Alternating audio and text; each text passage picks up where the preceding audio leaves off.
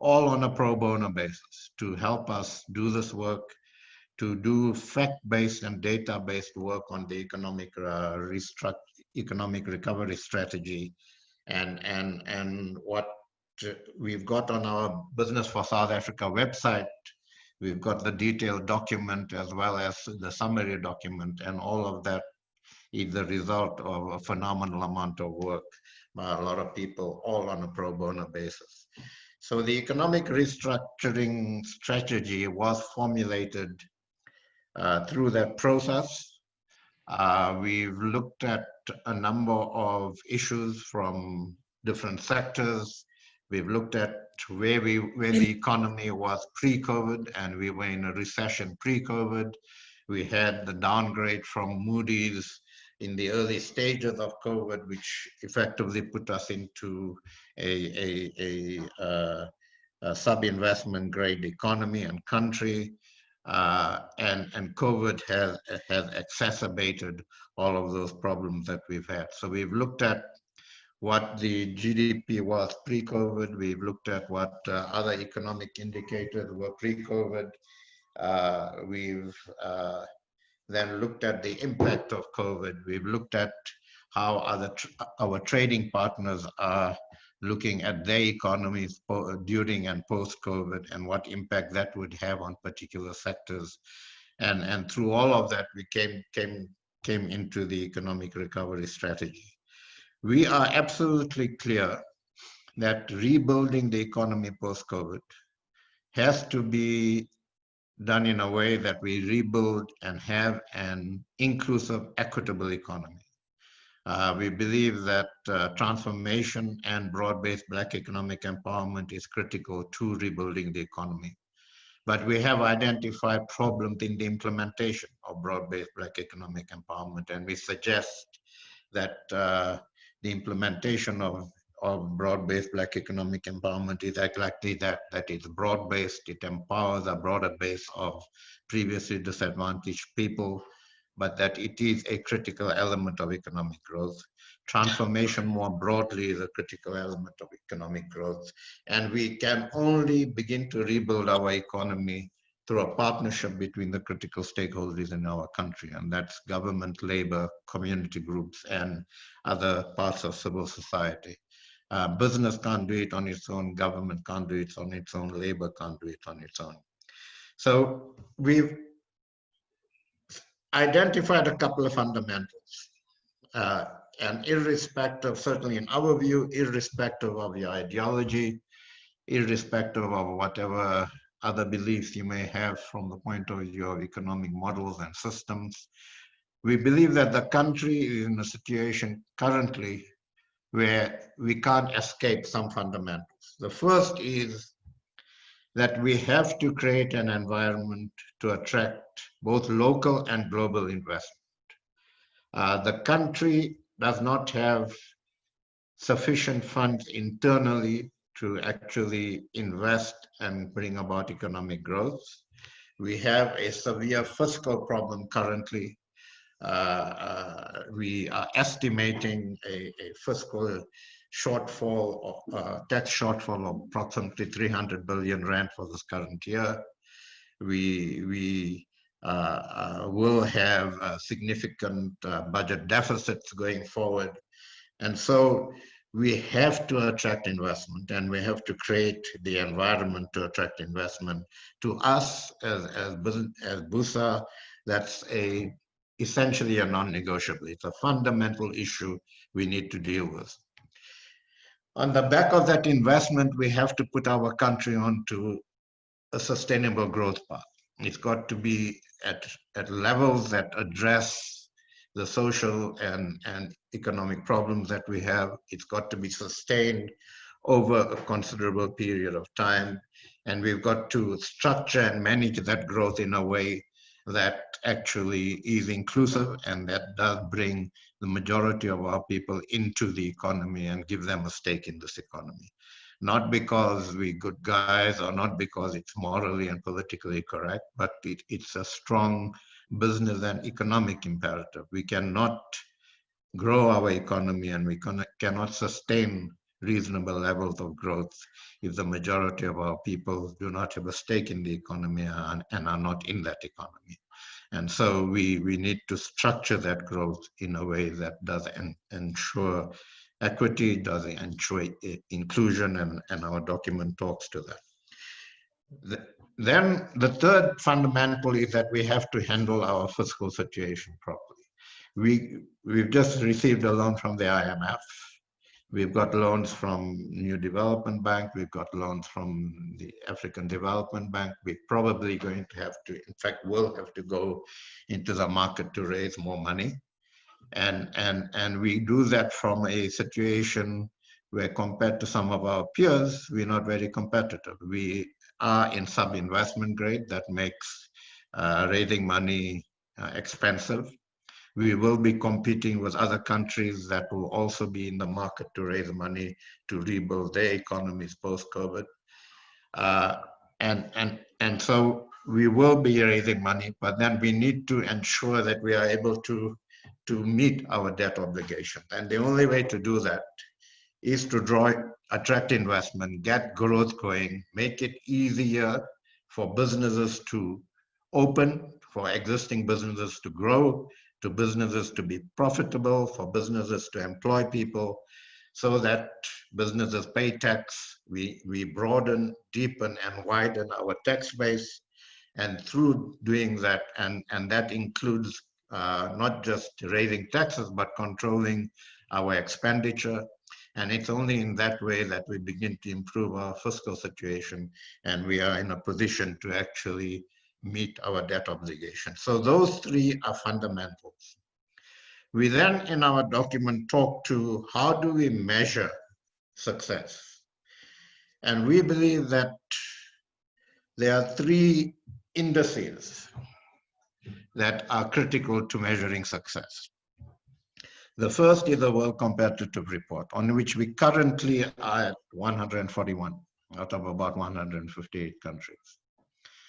And that talks to the competitiveness of our economy relative to the global economies. And we believe that by 2030, we need to achieve the 25th spot on the World Competitive Report. That means we have to do a whole range of things in our economy to get there. And if we get there by 2030, then we would have been successful. Then the second index is the Business Confidence Index, where we are 100 at the moment, and we believe we can get to 70.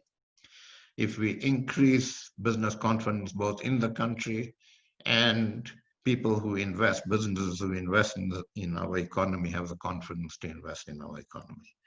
The third one is the Ease of Doing Business Index, on which we are 190 at the moment. We believe we can get to 20.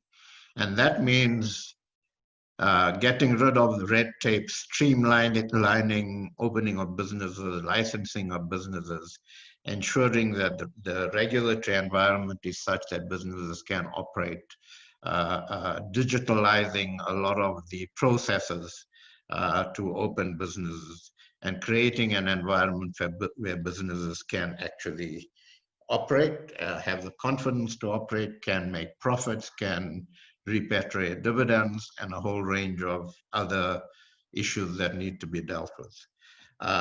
So those are, we believe, the measurements of our success. Now that means that we have to look at policy issues. We need to look at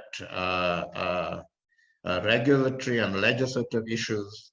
We need to look at labor market issues. And a lot of these, we've been asked that there's nothing new here, and there's absolutely nothing new here. This is something that business has been raising with government pre-COVID for the last 4 years. We haven't moved on those. So we believe that we need policy certainty. We need a state that is capable and has the capacity to actually facilitate business and labor working together to actually grow this economy. We need to address inequality and transformation. We need to ensure that our SOEs are efficient. Those SOEs that are critical to this country and strategic to this country work well, operate well, are managed well, Those that are not are either hived off or some sort of uh, equity participation by the private sector, and some may need to be closed. But we cannot afford vanity projects. We don't have the funds to afford vanity projects, and we need to take some hard decisions on that. We need to really increase innovation and entrepreneurship and education outcomes in our country. And we need to deal with corruption and crime, which is a critical issue. And in the center of that is public and private finance and funding constraints that we need to deal with. So those are some of the critical issues we need to deal with. Then just let me finish off. So critical policy, legislative and structural reform issues to improve competitiveness, increase business confidence, and enable ease of doing business. We looked at 52 sectors. We did deep dives into 52 sectors in detail and conducted fact-based work on each. We've identified 11 priority areas, and those are on the screen. One, the October budget, medium-term budget, the minister has indicated that it's going to be a zero-based budget, and we believe that's the route to go, and we look forward to that.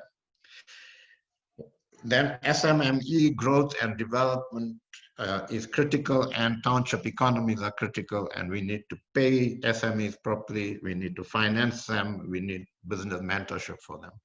Energy and water is critical. We need to fast track construction of additional capacity, including round 4 bidding process for the renewables, self-generation, get rid of regulatory impediments to self-generation.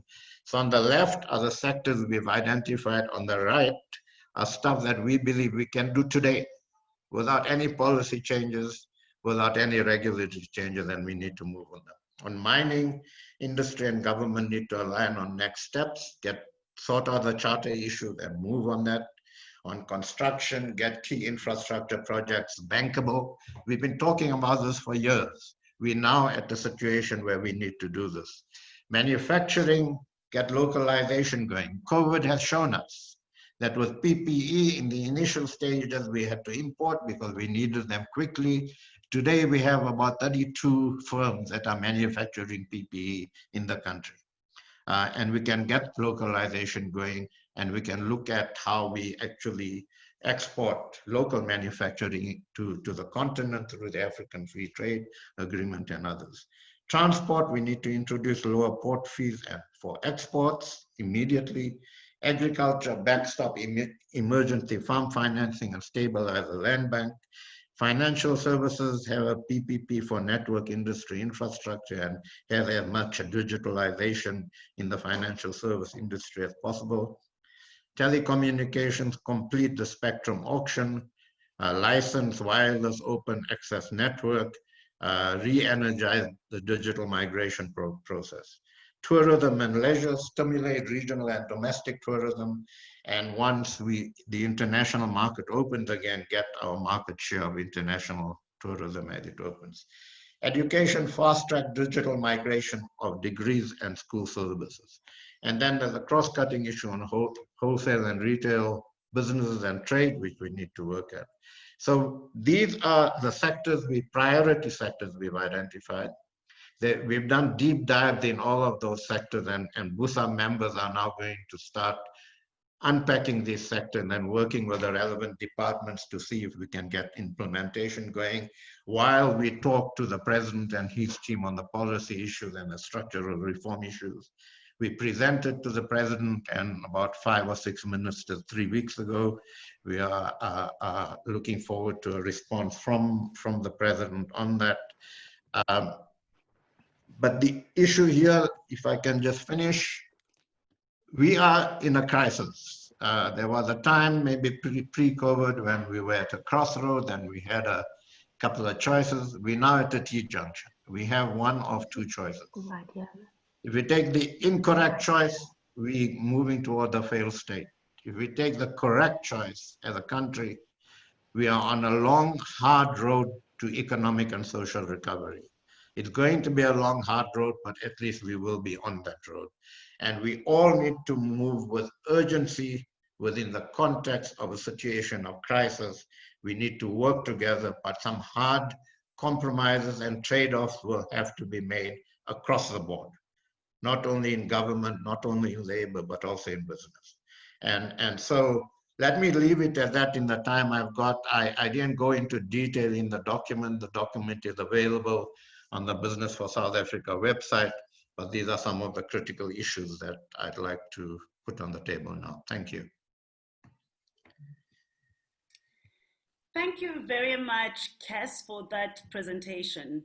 I'd like to welcome those who have just joined us. I see now we've got more than 55 participants, and also just to recognize the Deputy Governor of the Reserve Bank of South Africa, Mr. Kuben Naidu. Welcome, Kuben. And without wasting any further time, we've already lost about 5 minutes. I would then like to welcome Mr. Enoch Godongwana, who is the chairperson of the Economic Transformation Committee of the African National Congress. This is very important because the ANC, as the ruling party, is actually the driver of the policy landscape in the country. So I'd like to welcome Mr. Godongwana, who is also the chairman of the Development Bank of South Africa, and he was previously the Deputy Minister of Public Enterprise in the government of South Africa. Welcome, Mr. Godongwana. I believe he doesn't have slides, but he will be speaking to his presentation. But please do note that in the chat, in the chat function, there are some documents that have been shared there. So there is already the Indlulamithi economic modeling document that's shared. We will also share all the other presentation. Over to you, Mr. Godongwana. Good morning to everybody. Let me start by saying, we do have a presentation in the form of slides, but because we're of the 10 minutes rule, we thought we should simply quote from the slides. The first thing I want to make is that our own document would not necessarily be modeled. ANC documents are not modeled. For two reasons. We don't have the necessary skills to do that. And secondly, our documents are targeted for an ANC ordinance for a branch member of the ANC so that they should be able to understand them. So that's the first thing one wants to make. This, so you'll see that lastly, the document and its language is one that is tailored for ANC audience. We'll fine-tune it as we interact with white monopoly capital and CRISES. Having said that, one of the challenges, what this document is not, this document, our document, is not a policy document because we are of the view that the ANC has got rich policies starting from years ago, but even at the dawn of liberation, we had an impressive document which is called Ready to Govern, translated into the Reconstruction and Development Program, up to the new development, the NDP. So there's a whole range, as Gista, everything, new growth path. We thought ours must be to say, what are the key interventions that needs to be made? That's if you read our document, you must read it in that context. The document that is not reinventing policies is actually taking into account the existing policies. Now, that's the first. The second point is that in crafting this document, particularly in the context of the coronavirus, we pose the question, and that question is, what are the key fault lines the coronavirus has revealed in the context of South Africa? Clearly, those fault lines has been our inability to invest in what we call the structural underdeveloped areas of our society, which are largely Black, both in urban and in rural areas. And therefore, it is difficult for people to do what you would normally call all the protocols are required for to meet the coronavirus requirements, clean water, sanitation, crowded housing, and so on and so on. So we then said, given that, and that in fact, we took a step back and said, but that's the very thing the RDP said we must do, which we did not do. And therefore, our focus has been a focus of saying, let's go back and put investment into these disadvantaged areas. So there's that bias in our document. That the first outline. The second thing, the third issue, again, which is you will see it's also an ANC document. I could see people in the newspapers critical of hegemonic and so on and so on. It's documented, if the language is internal for now. One of the things we're also saying internal within ourselves as the ANC, there's a tendency to view a developmental state in terms of public investment and public ownership. We said that's a mistake to see the state development state in that form only. The development state is also an important role, that of leading and guiding society. And it is that role that we need to sharpen in the current environment. In the light then of what we said earlier on, that we need to go back and invest in these communities. What are these things that we need to be focusing on? We need to be focusing on the deficiency of infrastructure in this community. And therefore, we took an approach that says it's quite important in the current environment to focus on, to take infrastructure as a priority. Now, we deal with other sectoral approaches, but we privilege infrastructure in the current environment for a number of reasons. One of those, as I've indicated, is the fact that there's underinvestment in these areas. And secondly, is the fact that at the moment, we're not likely to see our trading partners opening up soon. So the best way is to stimulate domestic demand, and infrastructure has got the capability to do that.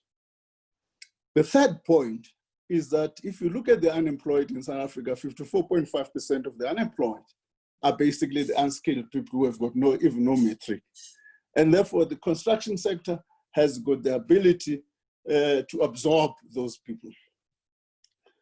That's the fourth point, is that the construction sector itself has got interesting multiplier effects. If you look at the SIFSA as a sector, in the steel and engineering industry, 40% of their production is consumed by construction. So that would likely to have a multiplier effect. The question that arises then is, if you guys, I've made an assumption that all of us agree with every analysis cases done in terms of where we are on the fiscal space and so on. I didn't go and start there. So given that, how are I then going to fund this infrastructure in that environment? Now, let me distinguish between what Dr. Ramkhopa has done, which I think is useful, and his team, again, working with the private sector. Let's acknowledge that. Distinguish what they call three kinds of infrastructure programs they want to do. The first one is straightforward, what is called straightforward commercial infrastructure, which they want to do, which is going to be self-funding, is going to go out and be put on tender. The second component is what they call borderline kind of infrastructure, which they think you need what they call blended finance, which that infrastructure funding for blended finance is being housed at DBSA. The third category is pure social infrastructure, which has got to be funded from budget. But what is interesting, we're then saying even that infrastructure that is going to come out of budget, we've got to rethink our thinking in the past. And as a result, we said if the state is concerned, can't find these things, even in that area of infrastructure, we need to explore what we call PPPs, build and operate and transfers. Even that kind of infrastructure, which is quite an important shift within the ANC thinking to be able to get that through.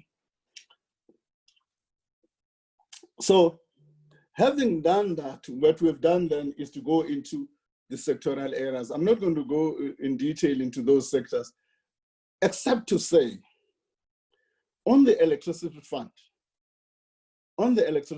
we are of the view, and we're taking this view and we're aggressive in it, that over the past 12 years, from 2008 to date, what we have witnessed is a preoccupation with fixing Eskom than with providing security of supply.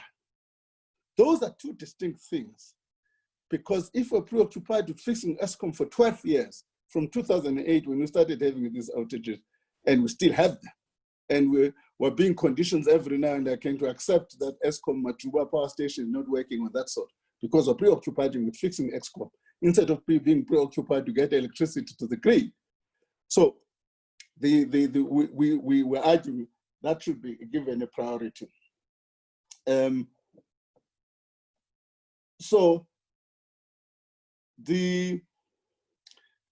We also talk about other sectors such as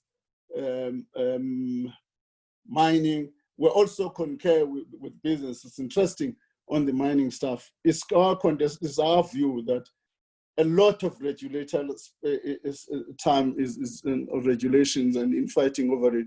We said it during Msebenzi's one, we have repeated it during Mandashe. He's my chairperson and national chairperson, that may be career limiting, but it's worth saying it, that we can't be continuing to be fighting over legislative framework and charters in that sector. The sooner we bury these things, the better for all of us. So we talk about water and sanitation, transport. In telecommunication, let me just say, one of my worries in telecommunication is that we have not even achieved digital migration. Even Lesotho next door has done it. We're probably the only country on the southern in SADC which has not done it. And the problem, again, I'm not going to blame anybody, it's ourselves. We've appointed 10 ministers in 10 years, an average of a minister every year, each one trying to set a new regulatory framework. We need spectrum, we need to reduce data, we need to do all of those things. And therefore, we've got to move with speed in doing that. Controversial issue we're raising under the land question are three issues. The first one is that there's a lot of state land, both national government, provincial government, and municipalities, for God's sake. There's a lot of state land that's available there. The land must be available for redistribution and development. It must be released as a matter of urgency. The second point we're raising is that there's nothing stopping, if the land is required for development, where there's nothing stopping government to expropriate in terms of the constitution, of the constitutional principle of fair and equitable. In other words, we can't wait for the expropriation without compensation. Even the expropriation without compensation is not going to be in every case.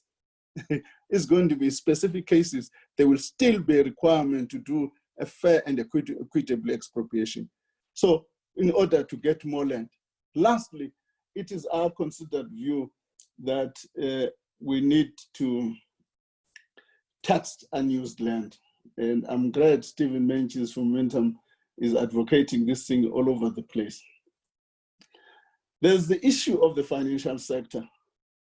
I want to raise a broad point, or a couple of broad points. One, is credit extension, which seems to, in our view, be a constraint to growth.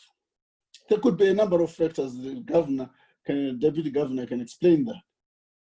And within our ranks, there has been a debate about prescribed assets. What we have flagged in our document is that, hang on, before we do that, let's look at the architecture of Regulation 28 and say whether we cannot achieve the same objective without necessarily prescribing by just changing the architecture of Regulation 28. But key in the financial sector, which is going to be a battle between us and business, is going to be, while we agree on a number of areas, is how we're going to fund this infrastructure, how are we going to find small and medium enterprise, how are we going to find Black economic empowerment? It's a critical issues. Those are critical issues. I'm raising the labor market issues. I'm going to shut up quickly, Tolem. I'm raising the labor market issues here. I'm going to explain it a bit because of the contestation internal in the ANC. Okay, quite important that I raise this issue. The Social Transformation Committee is proposing universal basic income grant to be applied yesterday in the current fiscal environment. We are arguing a slightly different point. We're arguing a slightly different point. And that point is, we need to change the architecture of public works programs. How that architecture, in other words, we are not going to be, we need to change that architecture and make sure that we can get people into public works program, but linked to that is skills development. In other words, you'll get X amount per month and get X amount of training per month, hours of work, X amount hours of working, and X hours of work for training. That's the kind of issues we need to be there, and progressively increase the numbers so that the bulk of the unemployed can be beneficiaries of a program of that nature. So we deal with all other things, manufacturing and so on, and other sectors. I'm not going to get to that in detail at the moment. And as I conclude with 2 points, as I conclude, the first one is we agree with everybody else. One of the things constraining us is the capacity of the state. I say Martin Kingston is locked in, and Cass, they will recall this event. In 2007, I met with,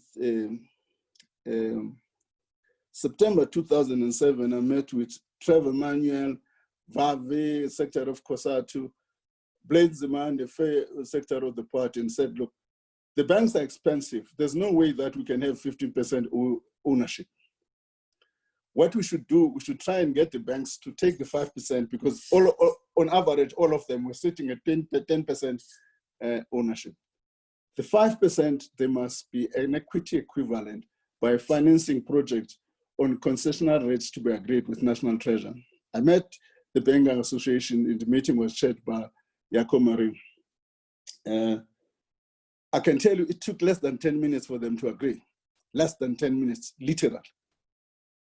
As I was about to leave, Yakomari said to me, you know what, the problem is not us, the problem is government. You are not going to get a project pipeline from government. That was 2007. It's 11 years from now, if I'm not mistaken. No, 13 years from now. And that proved to be perfect. The dilemma you face then is the capacity of the state. So what we're saying, that's what we need to strengthen, including economic coordination. And over the past few weeks, 2 weeks, I've become convinced that is becoming necessary. Because since we've produced a document, the pace at which in government they're beginning to develop their own document is worrying. So we need that thing. The last point I want to raise is social compacting. we see our document not as the ultimate document. We see our document as a contribution to a debate. And therefore, what is needed is an interaction between all the partners in an environment where we can agree on what is called a consensus program, around which we can mobilize the whole of society. That should happen even at sectoral level. The fact that CAS is saying there's some work being done in certain sectors, I accept that they will work with government. From our side, what the role we want to do is to be behind the scenes, facilitating and making sure that that works in government. There's a quick response from government. So that social compacting is going to be a key things. We need to mobilize every South African around a common vision in this current environment. And we've done it in the past, and there's no reason we can't do it. Thank you, Chairperson. Thank you very much, Mr. Godongwana, for that presentation. And we appreciate how you finish off as you touch on social compacting, which is something that as Indlulamithi scenarios, we are looking at triggering. Now we're going to shift and we've spent some time looking inward. I'm going to call upon Dr. Aska Zadeh from ADRS. He is joining us from California, and it's 1 a.m. for him. So we appreciate his time and his interest in this discussion. Now, Dr. Aska has been working with us on economic modeling and many other establishments in South Africa. He is the Chief Economic Modeler at the Applied Development Research Solutions, which is ADRS, and has over 25 years experience in economic modeling. He was inspired by our RDP program back in the days, and that's what attracted him to South Africa. He joins us today to share his insights in terms of the different models that they've been working on for Indlulamithi and also provincial government and others. Those who've just joined us, please note that you can use the chat function to ask questions. I see there's some questions that are already coming in or comments because we want to uphold the spirit of co-creation. I'll hand over to you, Aska, and thank you very much for joining us today. Well, thank you very much. I assume you can hear me and you can see my screen. Is that correct? Yes, we can see yes. Aska, and you are loud and clear. Oh, thank you very much. Well, thank you very much for inviting me to this important discussion, and it's also really nice to see a lot of old friends in the meeting. Well, we're going to present you a work that has been done with a group of us. It's myself and also with Dr. Sambulo Malamusa from Gauteng and also Joanne Beke. So it's a joint project. The report is going to be on our website. It's going to be out soon. It brings in another angle to the discussions that Enoch and Cass, discussed, and basically we're raising in doing looking at this, we're raising two questions, two issues that we think South Africa is dealing with, two crises. One is the COVID-19 crisis of health pandemic accompanied by negative demand, supply, and price shocks, and secondly is a chronic crisis which is the persistent low growth and high rates of poverty, unemployment, and inequality. And I think the two questions that is in front of us are that what are the key economic impacts of coronavirus pandemic, and what mix of short and medium term policies are likely to mitigate the negative impact of the virus and propel the economy on a nail or walk path of inclusive growth. Now, what we have done to answer these questions, we've taken a route of economic modeling. We use the economic model of South African economy, which is, this model is a model of national, provincial, district, and municipalities. It's a large model, mainly it replicates the working of the South African economy. It's an econometric model, and it helps us in a systematic and consistent manner assess, design what-if scenarios about policies, about shocks, about that are coming to the economy, so that we can assess, quantify the impacts, quantify the potential of different policy measures, pick up the direct and indirect impacts, the dynamic effects of interventions in the economy in a quantified way, and bring about into the discussions in a quantitative form a forward-looking type of picture of where the economy is likely to go and the alternative scenarios. So that's the approach we're taking in terms of to answer the two questions that I posed. So the first question, then the first scenario that we use this model was based on these questions. That if there were no COVID-19 and the status quo policy remained unchanged, what would be the likely economic outlook for South Africa over the next decade? That gives us a baseline type of results, scenario results, to compare other scenarios to. What if there were no COVID-19, everything else remained as they were, where would be? And to do that, we obviously had to make, it's a model, it's a quantitative exercise, look at macroeconomic policies and look at the past average growth of the current expenditure, capital expenditure by government, investments in the economy, monetary policy of strict adherence to inflation targeting, social policies in place. So we use all of that, say, well, what if these continue as they are, and run the model with these based on that assumption, those default values. And what do we find is that if there were, with no COVID and with business as usual, the average GDP growth over the next 10 years would be less than 2%, about 1.9%. The unemployment rate by 2030 will be still 26.3%, we project, and poverty rate will be about 34.2%. So basically the economy will follow in Indlulamithi's East Bourgeois scenario, represented by policy status quo, trickle-down outcomes, low growth, high unemployment, high poverty, and high inequality.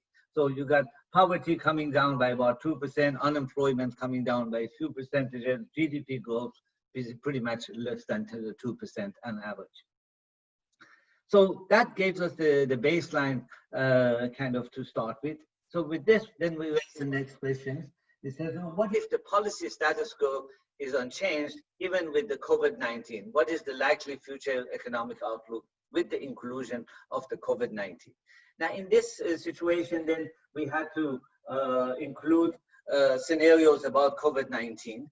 And what we did is we developed 6 scenarios on the COVID-19 based on 3 scenarios for the local impact of local initiative shocks that are initiated locally, and 2 international spillover shocks, spillover effects scenarios. And the 3 together gave us 6 scenarios about the COVID-19.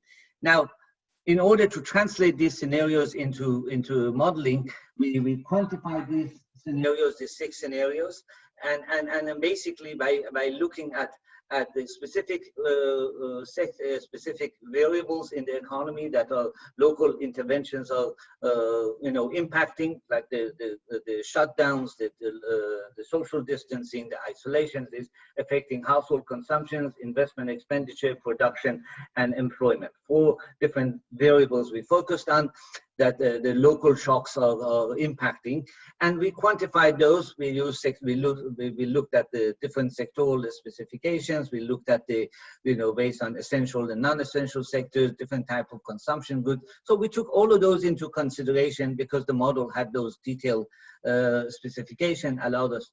The same thing we looked at the international spillover effect. We look at variables that are being shocked, South African economy that are being shocked due to the international crisis. And that means affecting shocks to South African exports, imports, exchange rate, gold price, oil price, and foreign direct investment. So we looked at these 6 variables, again, in a very detailed sectoral shocks, differentiated shocks, and by different, for different scenarios. Now, having that, then we had the base scenario, the policy scenario. We said it would stay as it is. We have these shocks locally and internationally. So well, what would be the impact on the economy? And we simulated use the model to 2030. What we find is that you'll see here, the red trend is the baseline scenario that we had without COVID. The other ones are all the different COVID scenarios. And this is about GDP, this is about unemployment rate, poverty rate, and depth of poverty, what happens.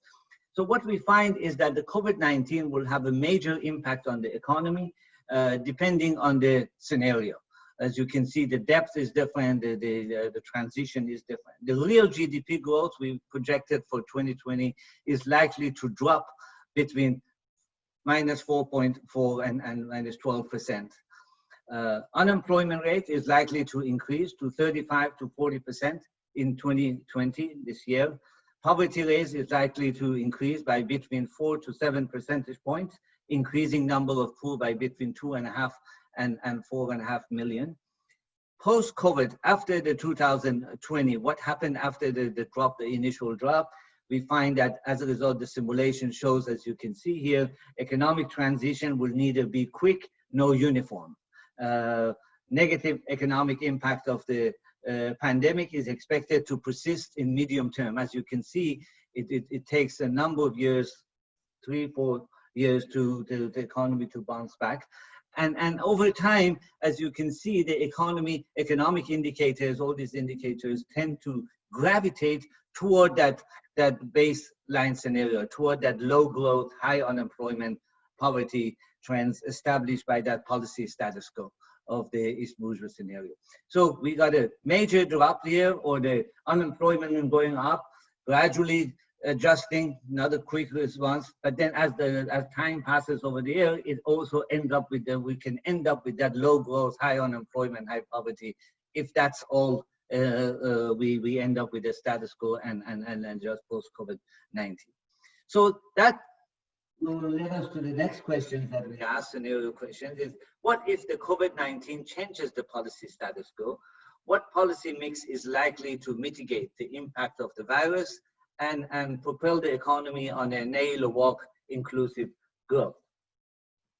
Now, to design scenarios, and we ran large number of scenarios, a lot of what if scenarios, and we group them with a 6-pillar policy for option. And starting with the macroeconomic policy reform, the first pillar, we looked at this because we're looking at the short-term COVID mitigation measure, and then the longer term. Certain measures that we propose need to be done immediately in 2020. And we outlined those. I'm not going to go through all these details. The report goes through this in the detail, dealing with the current medium-term austerity proposal, what to do, the issues of the transfers of spendings, the issue of the assistance to the allocation of financial support to business, mainly in the form of tax benefits and subsidies, increase in government, immediate increase in government investment, social infrastructure investment to support public health needs and others. So that was as an immediate needs, and to the macroeconomic policy that needs to support the spendings that are needed in these areas. Post COVID-19, after 2020, then we talked about the scenarios include expanding the infrastructure, government public investment in the economy from an average of 6% currently to 10%. Increasing government current spending also by 3%. Both of these are still with 10% average government investment, public investment, and current spending goes to 10.5%. Still is going to be much lower than the average annual growth during the 2000s. We also talked about the proposed Reserve Bank also needs to act to use monetary policy to be more effective in terms of achieving achieving growth target of 6%, and also raise the the ceiling for the higher target of 8% for the upper limit of inflation targeting. The issue of credit extension is essential, as Enoch brought up. It has dropped significantly in 2000s. It was average annual growth of 15.5%. It has dropped down to less than 7% in the last 8 years, average annual growth rate. So that is the credit to the private sector. We propose to return to 15% average annual growth. The next pillar is about the social policy. We also have a COVID mitigation measures and also post-COVID social policies relating to unemployment grant, about public works, along the line that again Enoch brought up. We're talking about the public works program to become employer of last resort for unskilled unemployed. We also caregiver grant that we talk about and immediately needs to be implemented. Post-COVID, some of these programs gradually, those public works programs gradually over the next 10 years become an employer last resort for the unskilled unemployed, and caregiver grant and adult unemployment grant will focus on skilled unemployed in order to keep them, provide a grant to stay in the market and the labor market and hopefully find jobs and adjustments of the grants. The next pillar is about the macroeconomic policy reform. Looks at basically this is covering the measures proposed by in the Treasury documents relating to the modeling that they did in the impact of, and we basically replicated that modeling work and says that's where we relating to the certain sectoral projects relating to increasing labor productivity, market competitiveness, increasing competitiveness. So we took those measures as proposed in the modeling part of the Treasury document.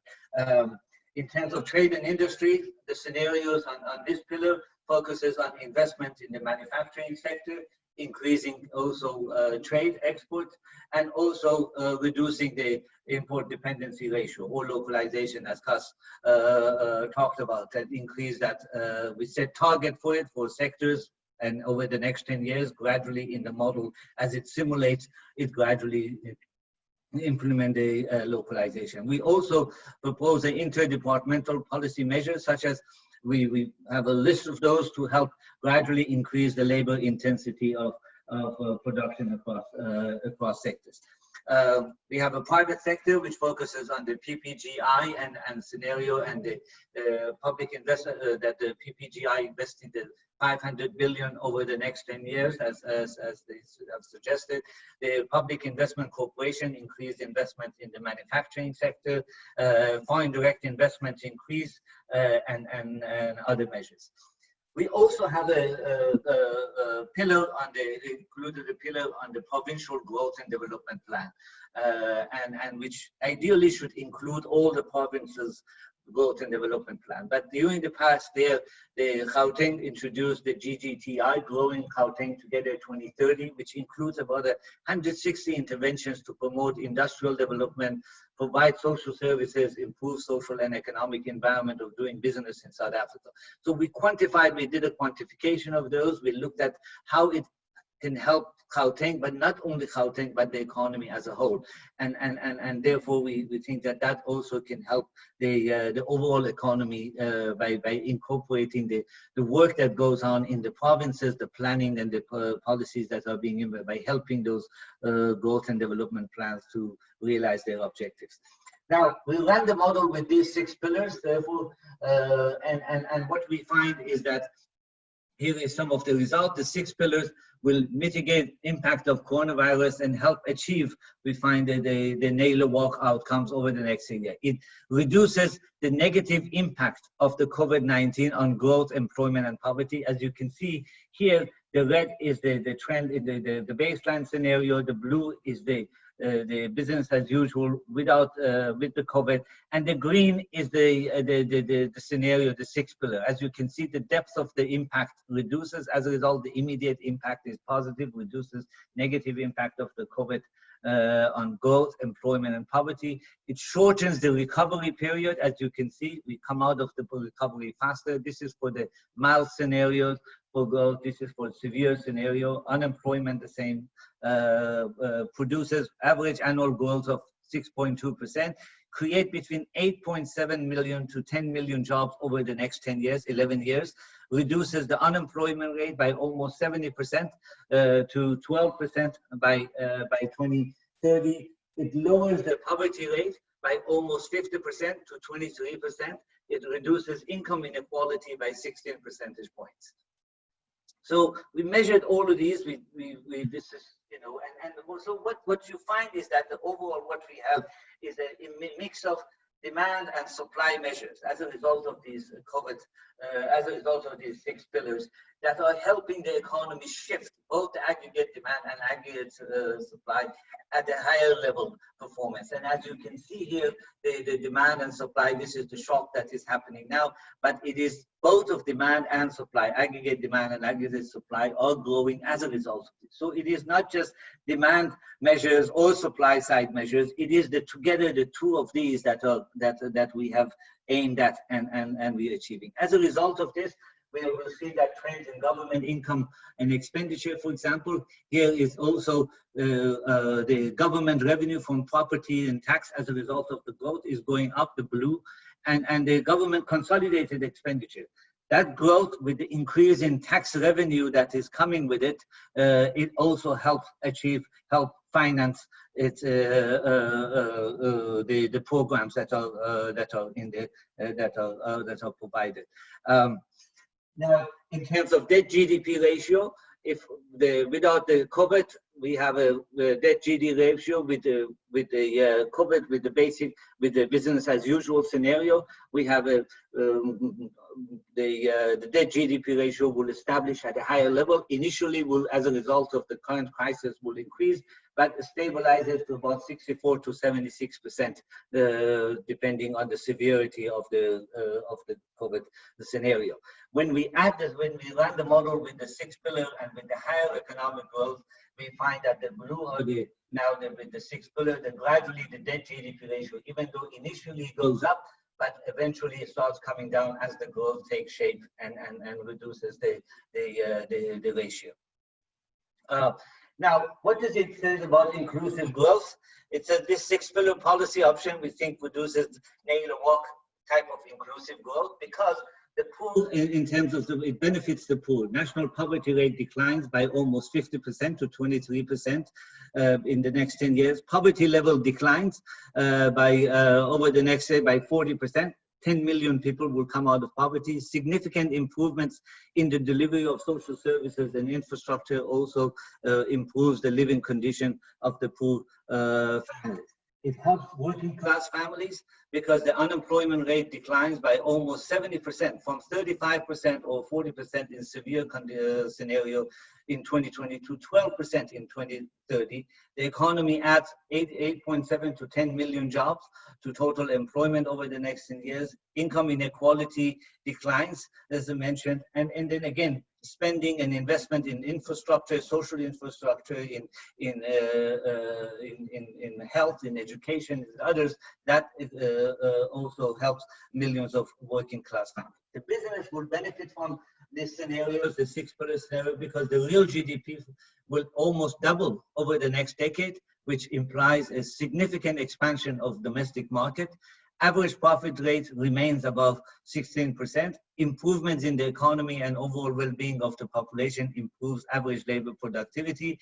Government debt GDP ratio will gradually decline due to high economic growth to less than 50%. Average investment GDP ratio would be about 27%. An increase in social cohesion that come about, this sharing and inclusivity, which enable a stable capital accumulation. So final remarks is that our goal was to identify a policy roadmap that effectively responds to the COVID-19 induced economic crisis and South Africa's chronic crisis to achieve Naylor-Walk scenario with inclusive growth. The results of this 6 pillar policy framework show that there is a way for South African economy to follow the Naylor-Walk inclusive growth path. Thank you very much.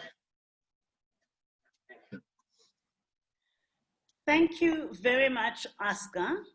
There you have it. We've heard from researchers with their economic models. We've also heard from the politicians in the form of the ANC's ETC, and we opened with some insights and proposals from business. So now I'm also very mindful of the fact that we've had quite a boys' choir as a panel. So what I'm going to do, I'm going to be very strict in terms of the discussion. We've already lost some time by way of discussion time. We wanted to have more discussion than presentations. Now that we've lost time, we will actually try and be biased towards women as contributors to the discussion. And I'm also going to target more youthful voices, but also I will try to identify actors who are representing civil society or maybe other disciplines beyond the economists. So please bear with me as I'm trying to be very biased. I know a lot of you have already submitted questions and comments in the comments function. However, I am going to now call upon some of these people who actually fit this profile, women, young women in particular, and also actors from civil society.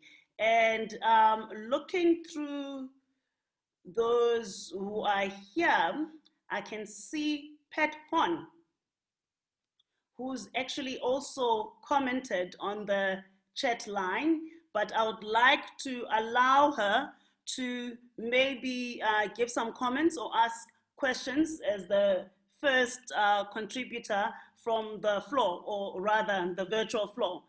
And I will continue to identify other participants who will fit this profile of mine.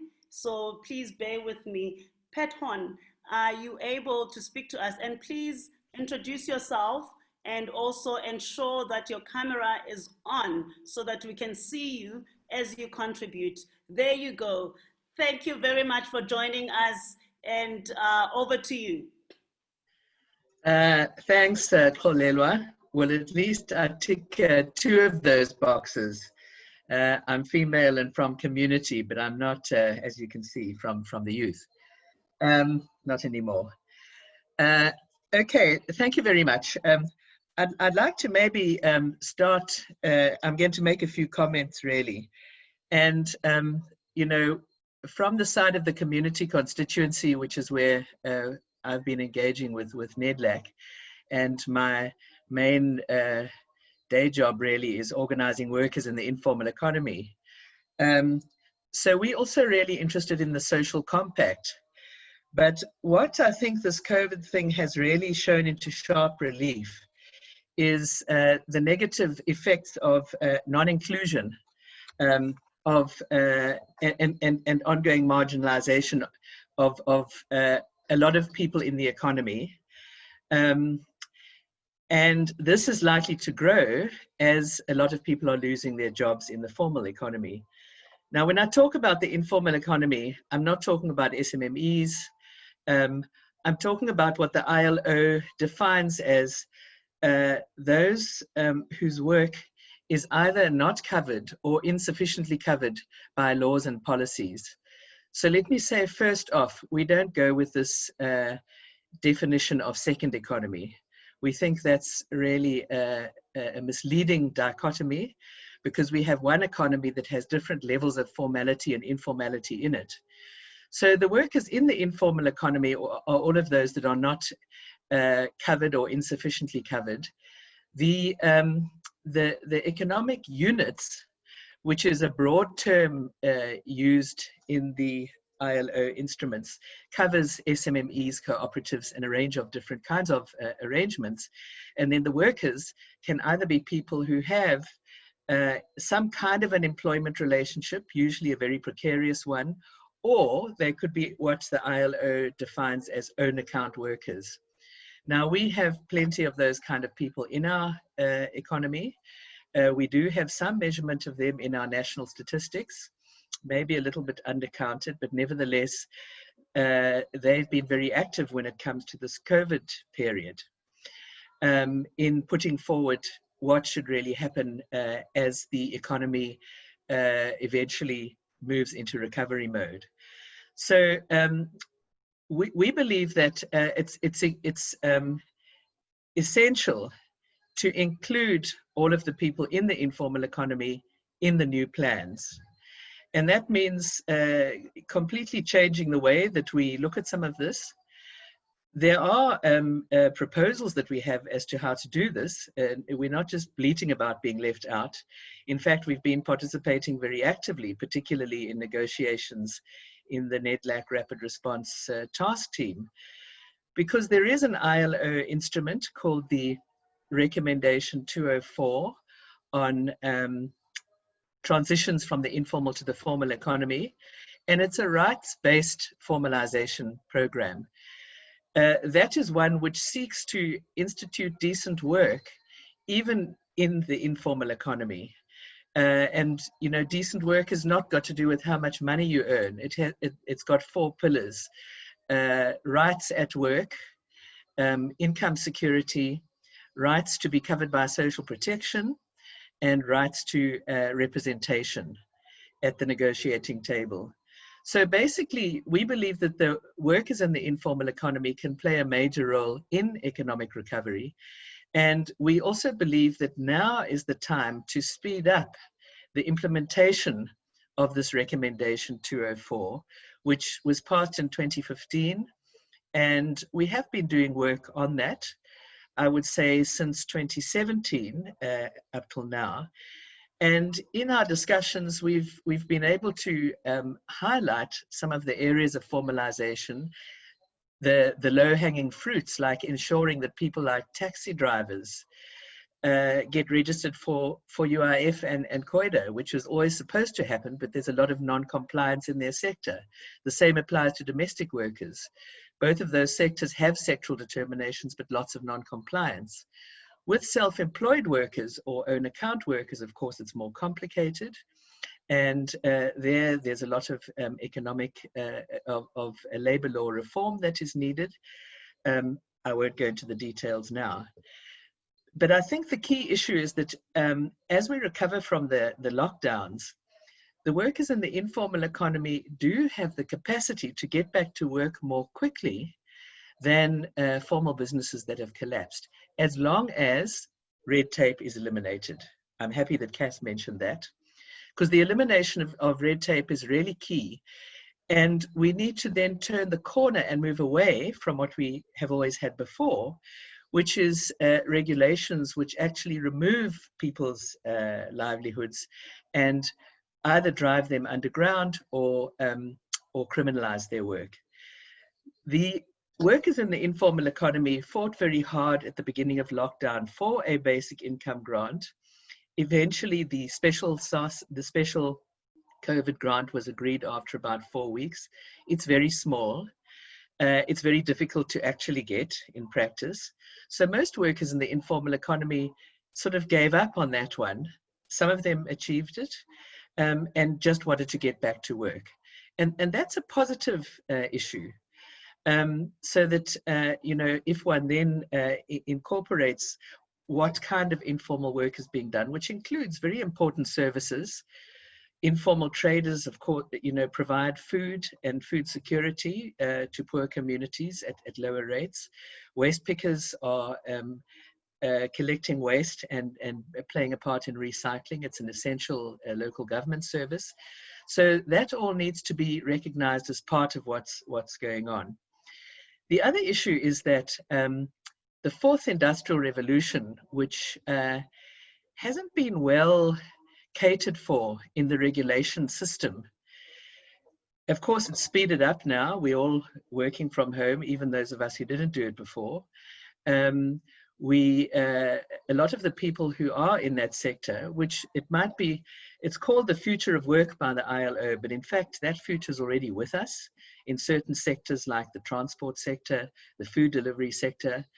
And the issue really is to bring the fourth industrial revolution and the technology for that into ordinary people's hands especially in the service sector, as I've mentioned, where the technology is not that complicated, provided that we can drop the price of data, have free Wi-Fi everywhere and so on. That would be a massive smart investment, in fact, which would allow many people to facilitate their re-entry into economic activity. It's also important that this has been shown up during the COVID period, the need to collect stats of people in the informal economy by sector. When when there were these relief packages and people were trying to look at how to find the poor, it was difficult to do that because of lack of stats. And people who were not already registered with SASSA, it was difficult to track them down. And it's been one of the causes as to why it's been so difficult for people to actually claim that special COVID grant. So the collection of stats, of a completely inclusive collection of stats, which is not selective and says we'll only collect locals, we won't collect foreigners, we'll only collect stats for people who've got permits to do something and not those who don't have permits. Of course, that's very self-defeating because then it's impossible to do planning. We need to be aware that this informal economy is a moving target. New people are joining it. So the stats that we collect have to be able to keep up with the movements in the sector. And then the level of government, which is very key when it comes to the workers in the informal economy, is the question of local government. And now that we are moving into level 3 of we've already moved into level 3 of the lockdown. At some stage, there'll be a debate about moving into level 2. At a time when there's still a lot of infections, means that public space management, which is where informal workers, self-employed ones largely work, street vendors, waste pickers, taxi drivers, etc. So the management of public space, and in a joint way, together with COGTA and SALGA and the local governments, in collaboration with the private sector, is a very key issue. And in the rapid response system, we've set up a task team for public space management in order to manage the health issues and the economic issues and balance them against each other. And finally, it's really key that the membership-based organizations which represent workers in the informal economy, for example, the South African Informal Traders Alliance, which is alive and well, the South African Waste Pickers Association, which is alive and well, the unions of taxi drivers, which is a little bit different from the taxi associations run by their bosses, the Domestic Workers Union, etc., etc. Those organizations need to be at the negotiating table when it comes to the new social compact. Thanks. Thank you very much, Pat, for that input. And it really brings in insights from civil society and those who are working on the ground. And I'm happy that we've got many actors from the private sector who are here, and also those who are in government who need to be hearing these things.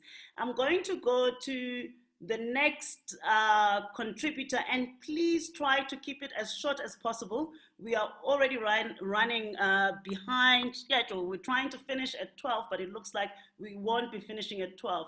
So what I'm going to do now, I'm going to invite another woman, and this time a young woman. I'm going to invite Ms. Simisiwisa from ABSA. I know it's private sector, but she does fit in the other profiles. She's a woman and she's young.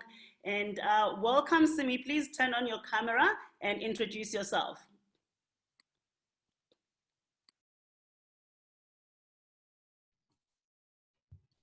Hi, good morning. I won't be on camera. I was hoping to make my remarks after the Deputy Governor has spoken, primarily because the banking sector issues that have been raised previously, some of them do have, I suppose, a financial sector stability consideration. Thank you so much for organizing this very useful session. And I'm not so young as well, but fortunately, like the previous speaker, I tick 2 of the 3 boxes. Maybe from a banking sector perspective, we have been involved with the work that CAS and B4SA have been leading. And we agree with CAS and others that inclusion is an economic imperative. And certainly our role as a bank has been to support ongoing efforts to finance the recovery, as well as to help households that have been impacted significantly by COVID-19. Now, I will start off by just making some comments on Enoch's submission. I think it is correct that we all have to contribute to economic recovery and that the banks have a role to play. However, what we probably have to be careful about is to place additional burdens on the financial sector that in the long run could compromise financial stability and the long-term recovery. So, Enoch, we all agree that infrastructure have to be funded, and the banks and the broader financial services has invested in the past. However, you cannot expect the banks and the broader sector to invest if certain regulatory hurdles have not been addressed. And I think we are keen to participate and to be engaged with government on funding infrastructure. However, you are right in saying that some of the issues have not been resolved in 10 years. So for us, the main thing is, what are we going to do differently this time to ensure that the bottlenecks that we all identify are correctly addressed? Now, you also mentioned on credit extension being a constraint to growth. And again, it's more complex than that. The banks also have a responsibility, and we recall where we were in 2008, 2009, in other markets where reckless lending was a key feature. And in the long run, you then have a broader cost to the economy. So as a banks, we are continuously trying to see how we can support not only our clients, but the broader economy. The third point is around the fiscal position of government and the sovereign debt position of South Africa. We are having this webinar a day after the IMF released its quite extensive policy note to outline some of the key issues they considered in their deliberations on the loan. If you consider page 11, for instance, of the IMF document, that states quite clearly that the banking sector has growing vulnerabilities. And as the private sector balance sheets become under pressure, there will be new issues that could emerge. You start to then understand why the banks themselves have to be careful in terms of how they fund the recovery. I mean, similarly, of course, our own Reserve Bank had in the last financial stability review started to caution about the banking sector sovereign nexus, which really starts to say if the sovereign does not get its fiscal position correct, if we don't get sovereign debt under control, the banking sector is exposed. So as we start to ask of the financial sector what can be done, we also have to consider there's clear constraints facing the financial sector. Now, I think we will all agree, all investors world over, if there are bankable projects and that are clear in terms of what the payoff will be, everybody will invest. So the low levels of capital formation in the economy partly reflect some of the issues that remain unresolved since 2009, I beg your pardon. Now, we are very clear, and I think Kes put this well, we all are committed, and some of these issues that have been proposed in both the B4SA process as well as, I suppose, the non-policy document that Enoch spoke about, have been on the table for 10 years. What would make sense for the financial sector and the banks in particular is if implementation was done, and if there was accountability and timelines on when this would be done, and who then would be accountable if it's not done. So the 3 points, and especially that Kes mentioned around competitiveness, that is very, very clear. It's almost nonsensical that we know every year for the past 10 years, we've got to be talking about this. And so it is certainly welcome.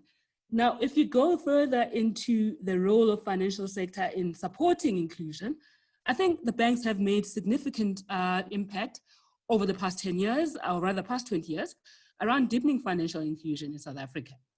And you know, we've moved to a point where more than 65% of our people have bank accounts. Of course, that is not enough, and we accept that, and more can be done. However, it's also a reflection of the broader socio-economic conditions in South Africa.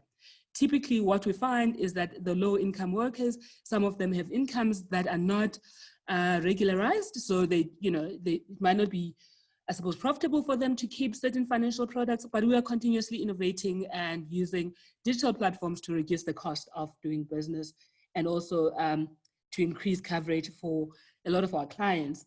The third point that I wanted to sort of respond to was around SME and Black economic empowerment. And you know, again, there are many platforms where business, I think the banks and the policy makers within the ANC and in government engage on these issues.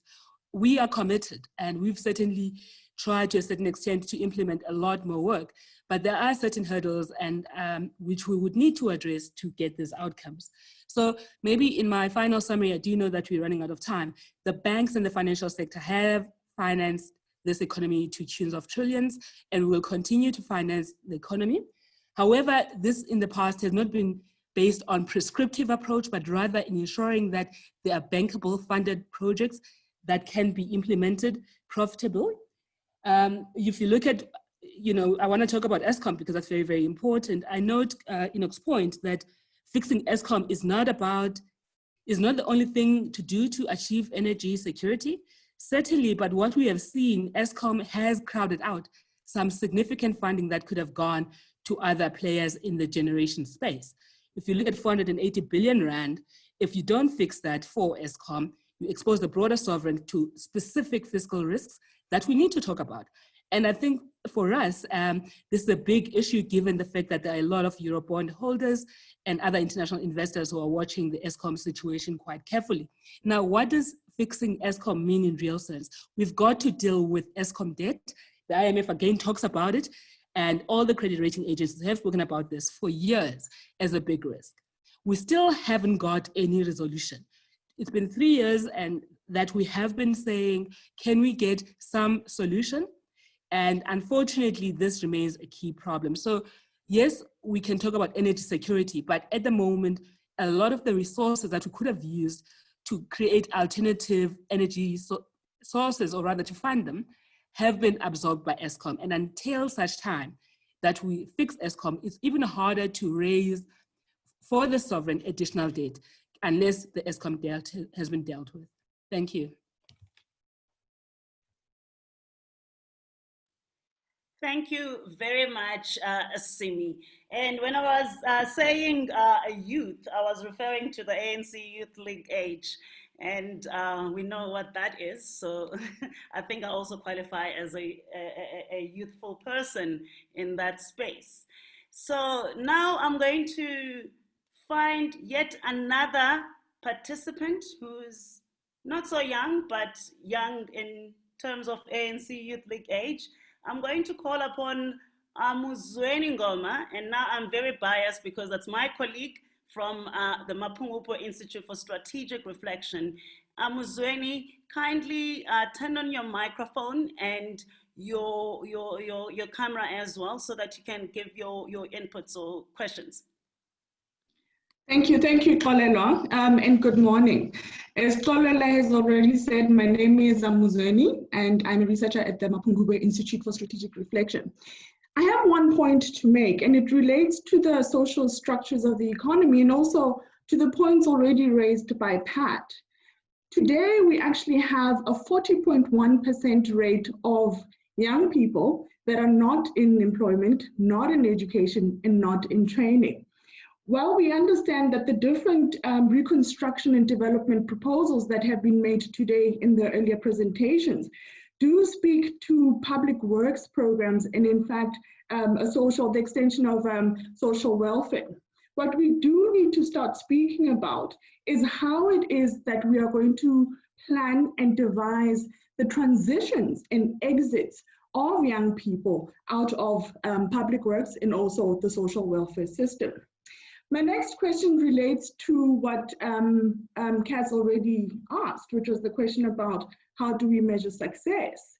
This question is also important because COVID, the current COVID moment, also means that there is no space for mistakes and that we are required to move efficiently and with extraordinary speed and dexterity.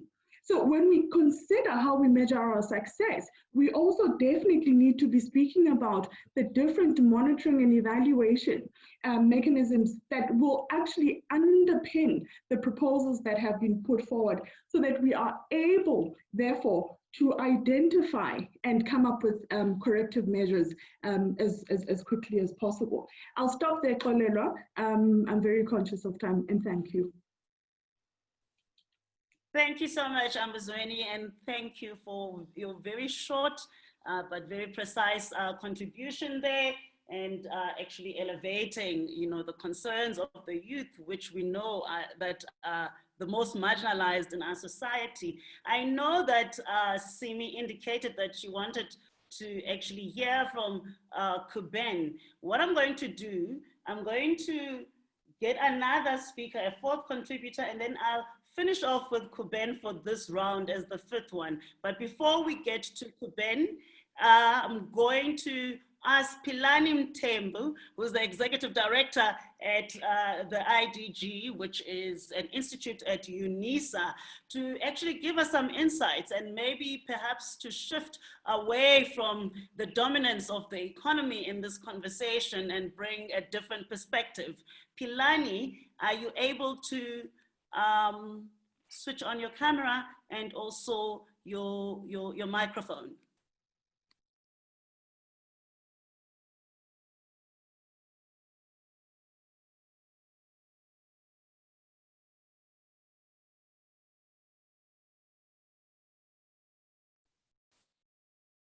Can the technical team please just maybe switch on for Philani, because he is here and he had indicated that he wanted to say something.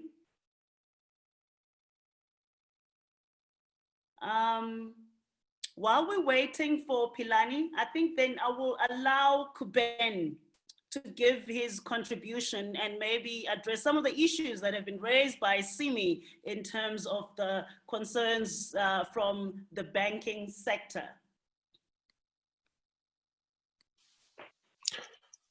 Hi, can everybody hear me? Hi, can you hear me? We can hear you, Hi, Kuben. Katia. Katia, I don't meet any of those criteria. I'm not part of the Youth League anymore. I'm not a woman, and I'm not part of the NGO or community-based sectors. But thank you for giving me a spot.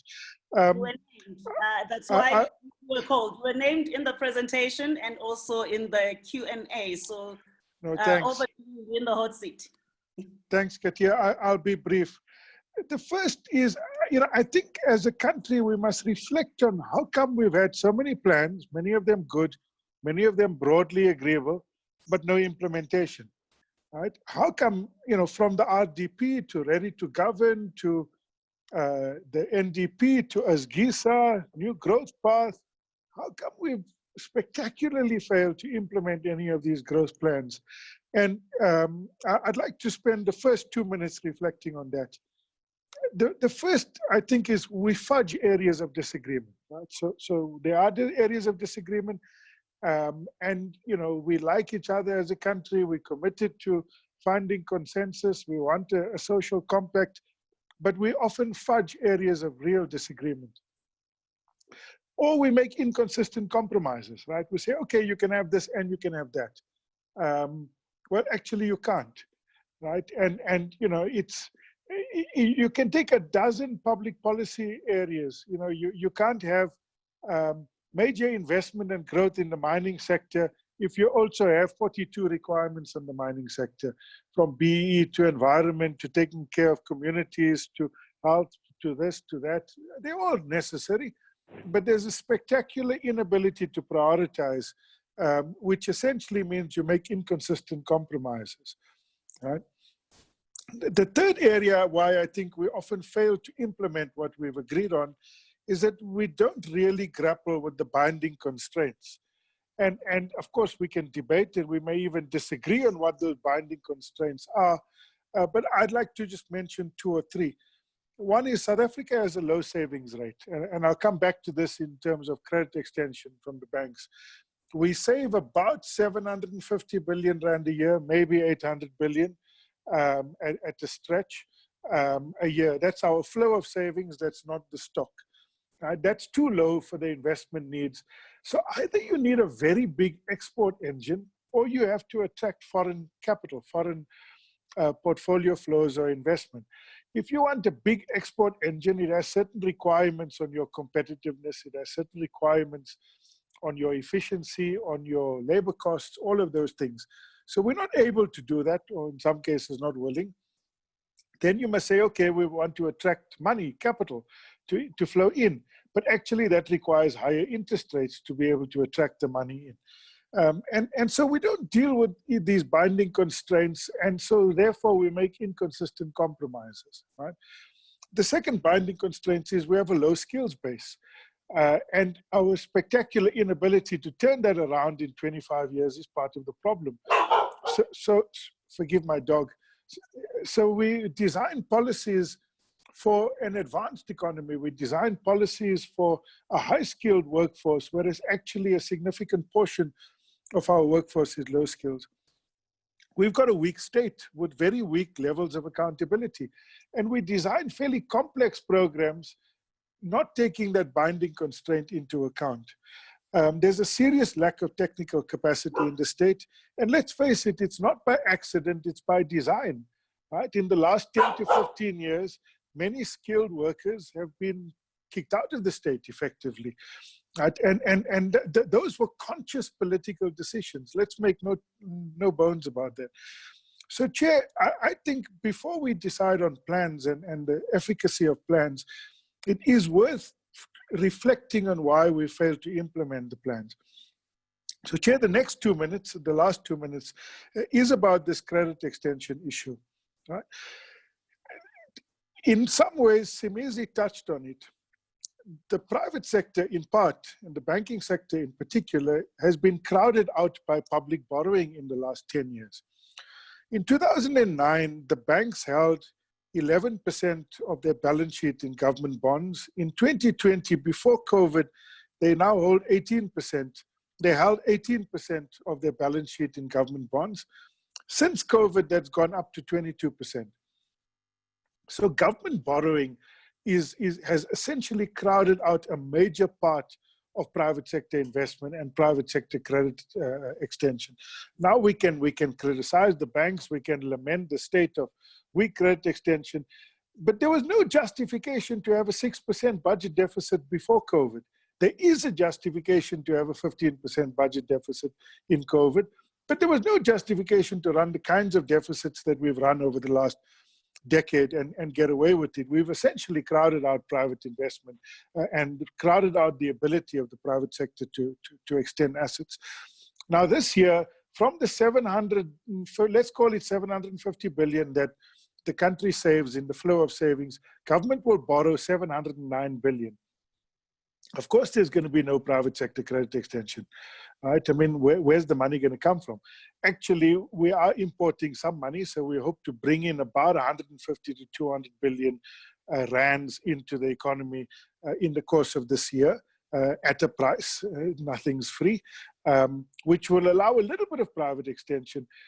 But it goes back to the point that I made earlier, that we don't take into account the binding constraints. We don't grapple with it. We want to be nice. And so we fudge the compromises. And the last point, Chair, I'll make, and it's a controversial point. I mean, with all due respect to ASGA, this idea that we're going to, if only we can get to 8% inflation, we will get to 6% GDP growth. It's fantasy, right? I mean, there's not a single developing country, major emerging market on the planet that has that kind of inflation rate today. Maybe 20 years ago, but not today, right? We live in a real world. You face real world constraints. You're attempting to either export your way out, which requires a lower cost structure, or attract capital, which requires higher interest rates. Those are compromises that we have to make because of our own internal shortcomings. This idea that simply because you're going to get cheap money for a few years, it's going to increase GDP growth is fantasy. if that was the case, we would have been growing by 4 or 5% a year, because we've run a budget deficit of over 6% a year for the last decade. So, Chair, I think that there needs to be some realism, there needs to be some honesty and some genuine interrogation about why we failed to deliver in the last 10 years. Thank you, Chair. Thank you so much, Kuben, for your inputs and your insights, and hope that was very useful. And without wasting any further time, I'm going to call upon Padi Lihotla, Dr. Padi Lihotla, who is the former Statistician General of South Africa. You do know him from his presentations in his yellow suits. Unfortunately, he's not wearing that today, but he is joining us today in his capacity as a steering committee member of Indlulamithi, South African scenarios, where we all sit together as steering committee members running the day-to-day activities of the initiatives. So what he's going to do is going to bring everything together that has been discussed. And he even extends it to even other documents. For example, the one that was produced, the Colin Coleman document, which has been shared with you in the chat function. So let me welcome the former Statistician General, Dr. Padi Lihotla, to give us his analysis of everything that we have gone through and all the different recipes. And then we'll allow the panelists afterwards to give their final inputs and maybe respond to some of the questions that were directed at them. Thank you. Welcome, Padi. Thank you very much, Cora. And thank you really for organizing this very important session that brings a number of people that we meet in this kind of fashion after a long period of time. What I thought I would tame this, or rather name this, would be COVID-19, taming the elusive policy complex in South Africa, which I think Kuben has spoken to quite eloquently. My screen is not moving now. Why not?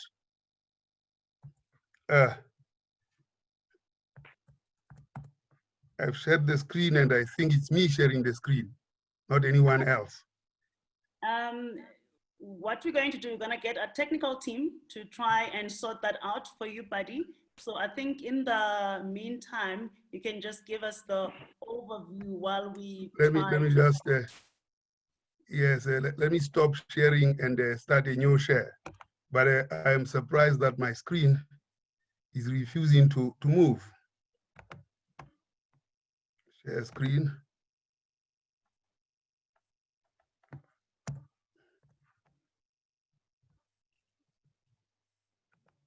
I've sent the screen over to yourself.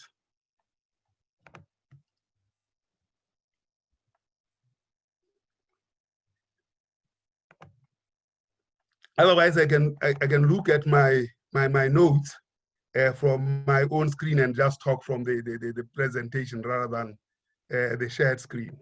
Please go ahead, SG. I'm going to try and sort it out from my end. Yes, let me see. There we go. Oh, there we are. Here's the outline of the presentation, which is their objectives. I make some observations on different economic policy perspectives. I make some shallow assessment of outcomes. I just look at the outcomes. I don't analyze how they are.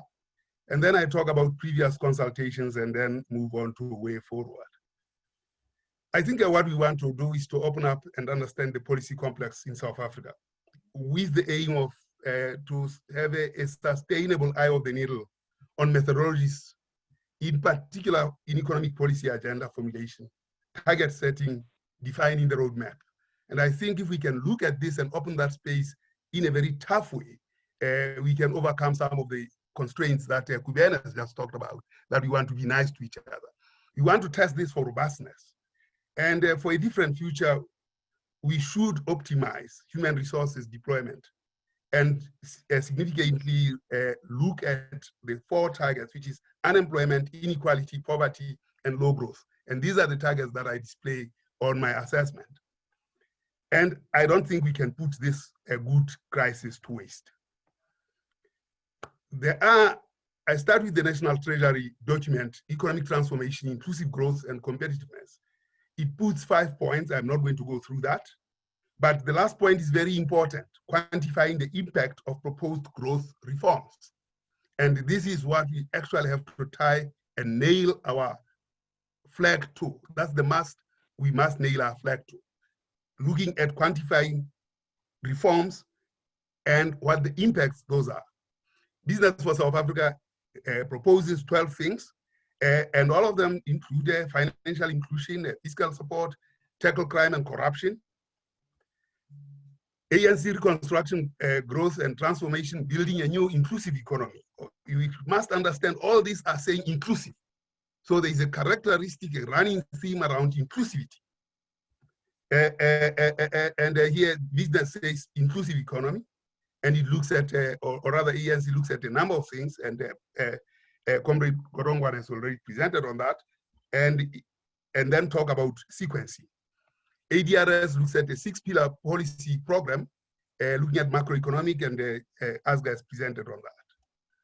Colin Coleman made a 10-point plan. I counted 11 here, and he actually looks at issues of ESCOM and so on.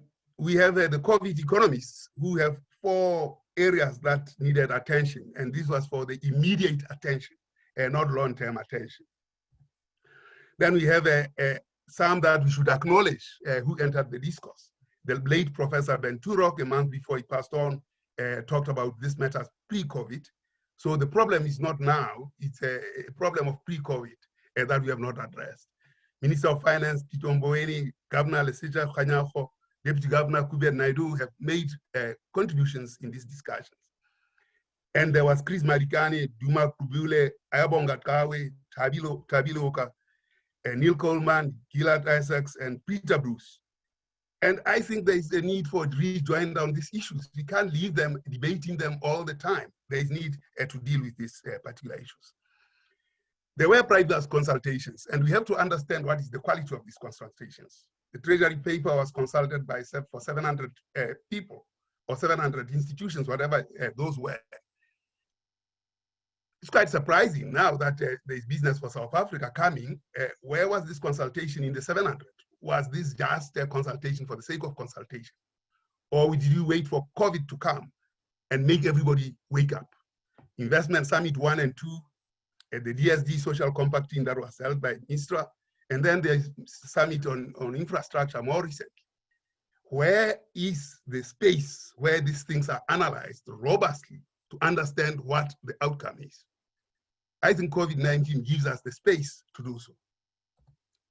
In terms of those consultations, or rather not consultations, we've got these proposals as SA prospects to 2030. What is important is really looking at those targets. Colin Coleman looks at average GDP growth of 5% based on what he has presented. Employment, an additional 6 million, unemployment rate at least under 20%. Poverty rate, there's nothing he says about that. Inequality or Gini GDP ratio, there's no indicator on that. National Treasury, based on its paper of August, the GDP growth is 2.3%. Employment is 1 million in 10 years. Business for South Africa says we want 5.2% growth. We want 6 million to 8 million people. They say unemployment rate about 15%. Poverty rate, they are quite silent on that. Inequality, 0.43%, Gini. COVID-19 economists were dealing with the current crisis. They never really looked ahead. They just said, for the current crisis, this is what is needed. So there isn't any indicator across all those average growth GDP and so on. The ANC paper, as Comrade Konongwan has already said, he says it's a paper that is meant for ANC people. And therefore there were no specific targets in as far as that concerned, although in other papers, there are some specific targets, including the NDP.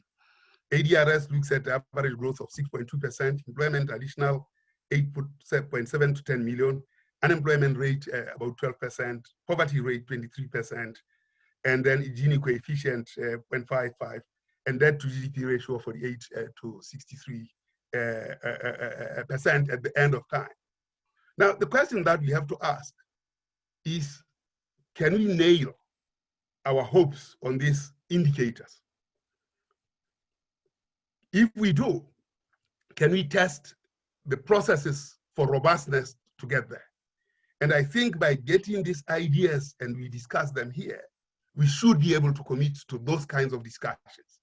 It cannot be that we can make these kinds of promises that are untested. What in the literature do we know is a growth rate that can take South Africa out of these problems? Probably more than 5%. And the 2.3%, as Treasury puts it, cannot make it at all.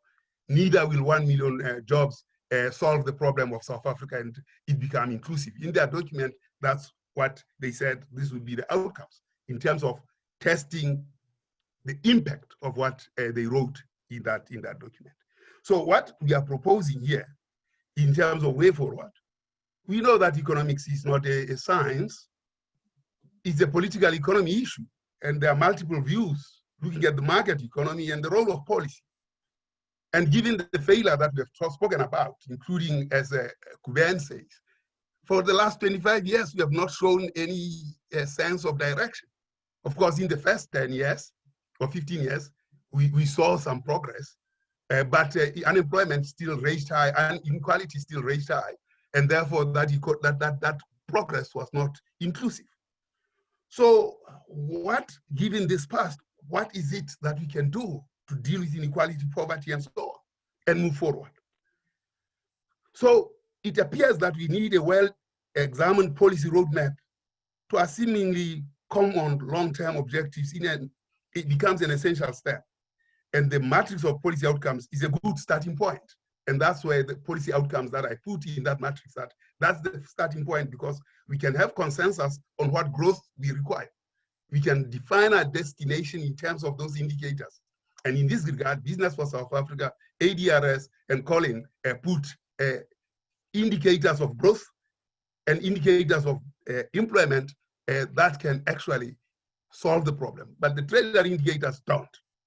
2.3% will never take us there. 1 million jobs in 10 years will not take us there. So we need to reimagine what needs to be done. Given the extent and depth of our challenges, we cannot afford to ring-fence any policy area or any policy tools. All those have to be opened up. And of course, the ideal for a developmental state remains a constant and a desirable to achieve. Now, on economic policy, I think we need all proposals need to pass the eye of the needle test. On social compacting or social contract, we need to explore nodes that make this real. For instance, can we apply multidimensional poverty systems as instruments for broadening and deepening social contracts? Costa Rica did this. In fact, the biggest bank tested how their own employees are multidimensionally poor. By testing that, they found that, in fact, the bank was just 2 percentage points lower than average multidimensional poverty in Costa Rica.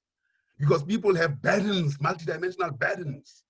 Although the bank pays the best, the burdens they have are so big. And by understanding that, it caused them to act as a bank. And because it was a bank, it had packages of lending and all those kinds of packages, and those were scaled up. I work for Oxford Poverty and Human Development Initiative, and Costa Rica invited us to look at multidimensional poverty for people who are employed. And for me, that seems to hold promise in terms of not only business saying we pay taxes, but by making a business case for solving problems of poverty, inequality, in a way that South Africa Incorporated can look at how multidimensionally poor are their own employees. And that is the form of social compacting and social contracting that is much deeper, because the employees can be locomotives for changing the situation. On process, I think Indlulamithi should convene to take the proposal through the eye of the needle. And of course, we have to look at tools and competencies that exist amongst the groupings to drive and shape this roadmap. We can't have people talking on their own all over, unless we bring these ideas as intellectuals in South Africa, as thinking people, as civil society, as everybody. We need that process, and we need to drive that process. On the developmental state, I think as part of the roadmap implementation, we should use the tools and impart competencies to empower government to do what it should do, but intimately engage society with the tools and impart competencies so that they can exact accountability. I think on employment and civil society, I've just heard what has been said, and I think my colleagues will still respond. I've captured what Madam Ford has said around this.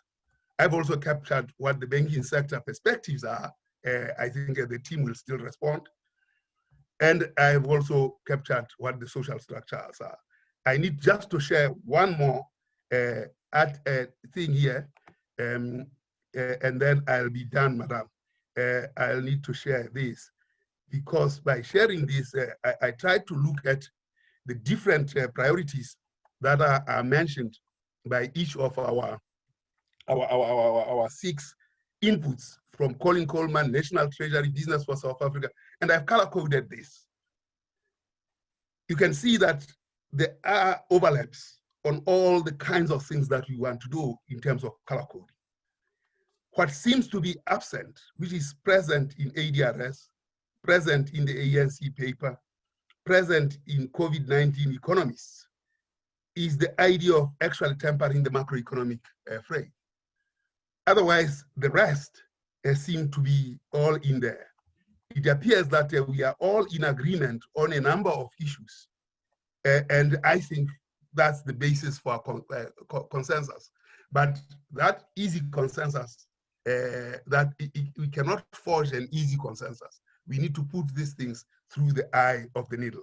These documents will be shared. I thank you, Madam Chair.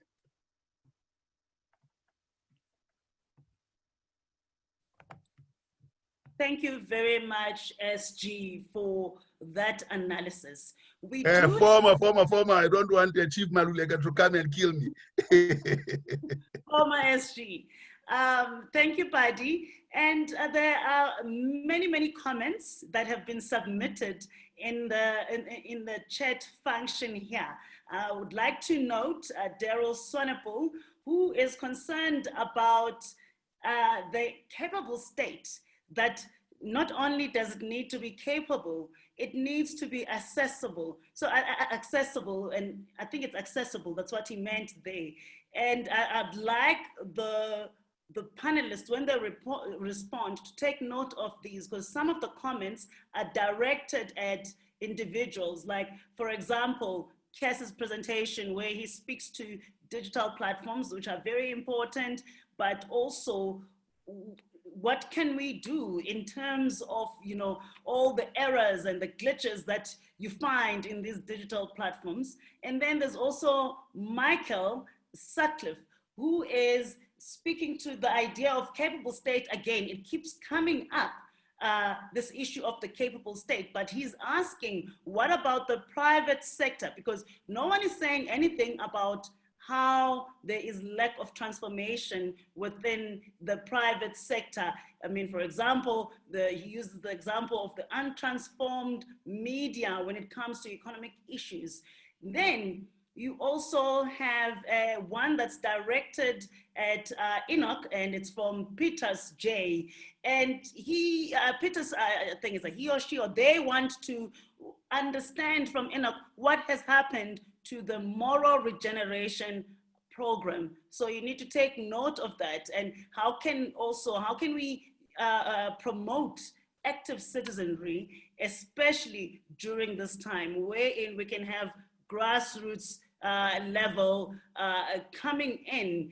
I think also that within the spirit of social compacting. Neil Coleman has also added his comments here and has shared some documents specifically regarding guaranteeing employment for everyone, or at least for each and every household. And he's also sent me a reminder about your input, Buddy, that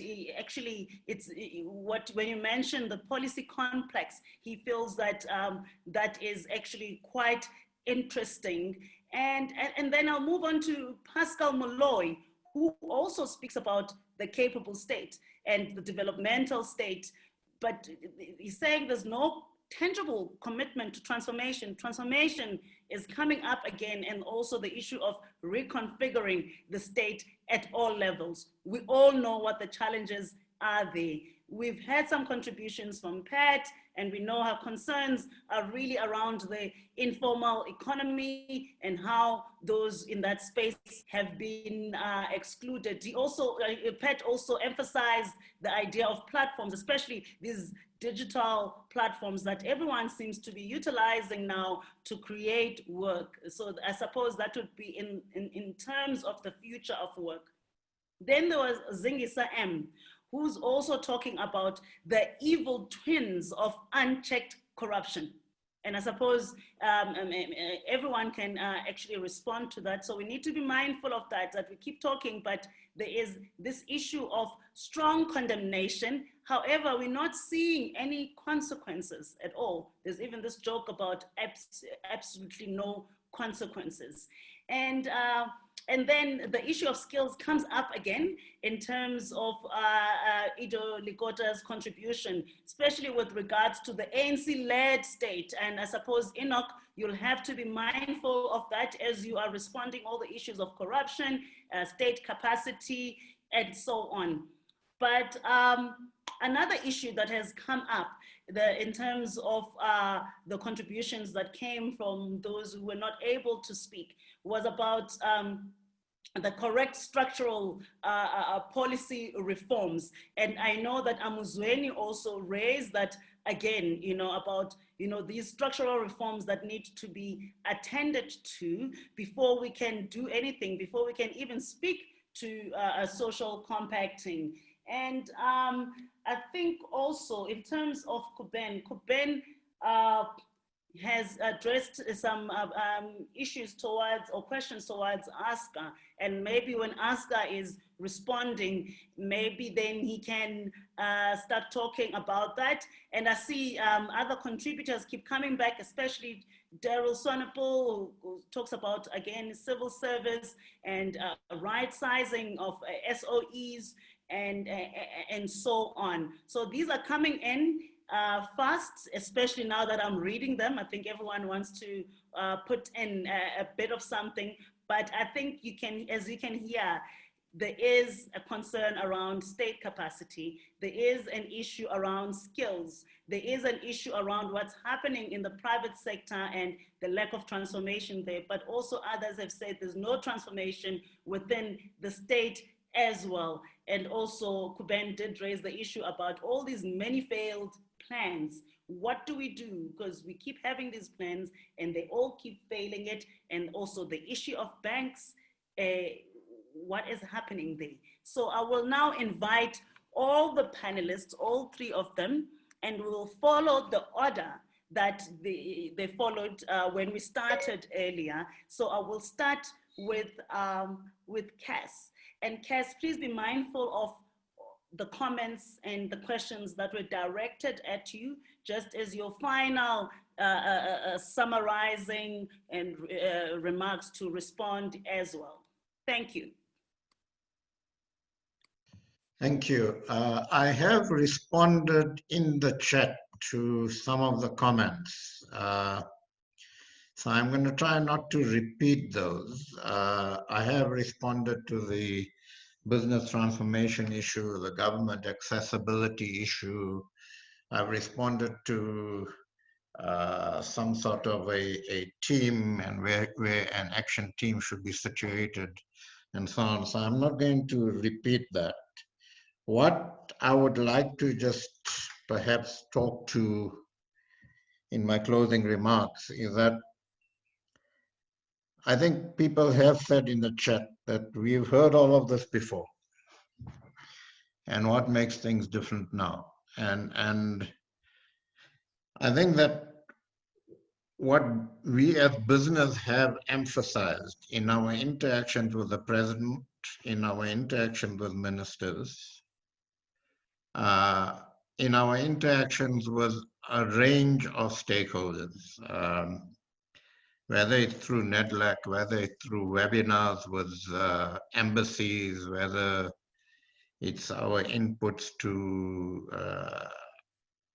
broader business. What we've emphasized is that COVID has been a bad pandemic. It's had some severe impacts on health. Lots of people have passed on as a result of COVID. It's also made stark a number of things that we all knew we have as problems in this country. The one is inequality and inequity in many cases. The second is problems with the capacity and capability of the state on the one hand, but also parts of the private sector. I mean, there's been private healthcare facilities that have also been found to be wanting during the COVID crisis. But there's absolutely no doubt that the COVID crisis has emphasized the problems that we have about capacity and capability in the state. We see that through the problems we had with UIF distribution, TERS distribution. We've seen that in our problems in managing the public transport and taxi issues, and we've seen that in a number of other areas. But we've also seen through structures like the NEDLAC Rapid Response Task Team, that if we come together as stakeholders and we have to focus on a crisis, we do get things done. We can work in an agile way. We can actually collaborate on some critical issues. And so I think that what we need to do is use that to build on that, and to firstly, all of us accept and articulate that we are in a severe crisis in the country. We are in an economic crisis, we are in a social crisis, we are also in a crisis we are in an ethical and moral crisis if you look at the ongoing looting even during the pandemic. And let's all accept that and let's all articulate that. So at least we're on the same page that I said earlier that we are at a T-junction. We have one of two choices to make. And let's all agree on that. Let's then agree that we need to make the right choice. Now there's going to be a lot of differences and disagreements as we move along the road that we would be on if we make the right choice. But let's agree we have to make the right choice.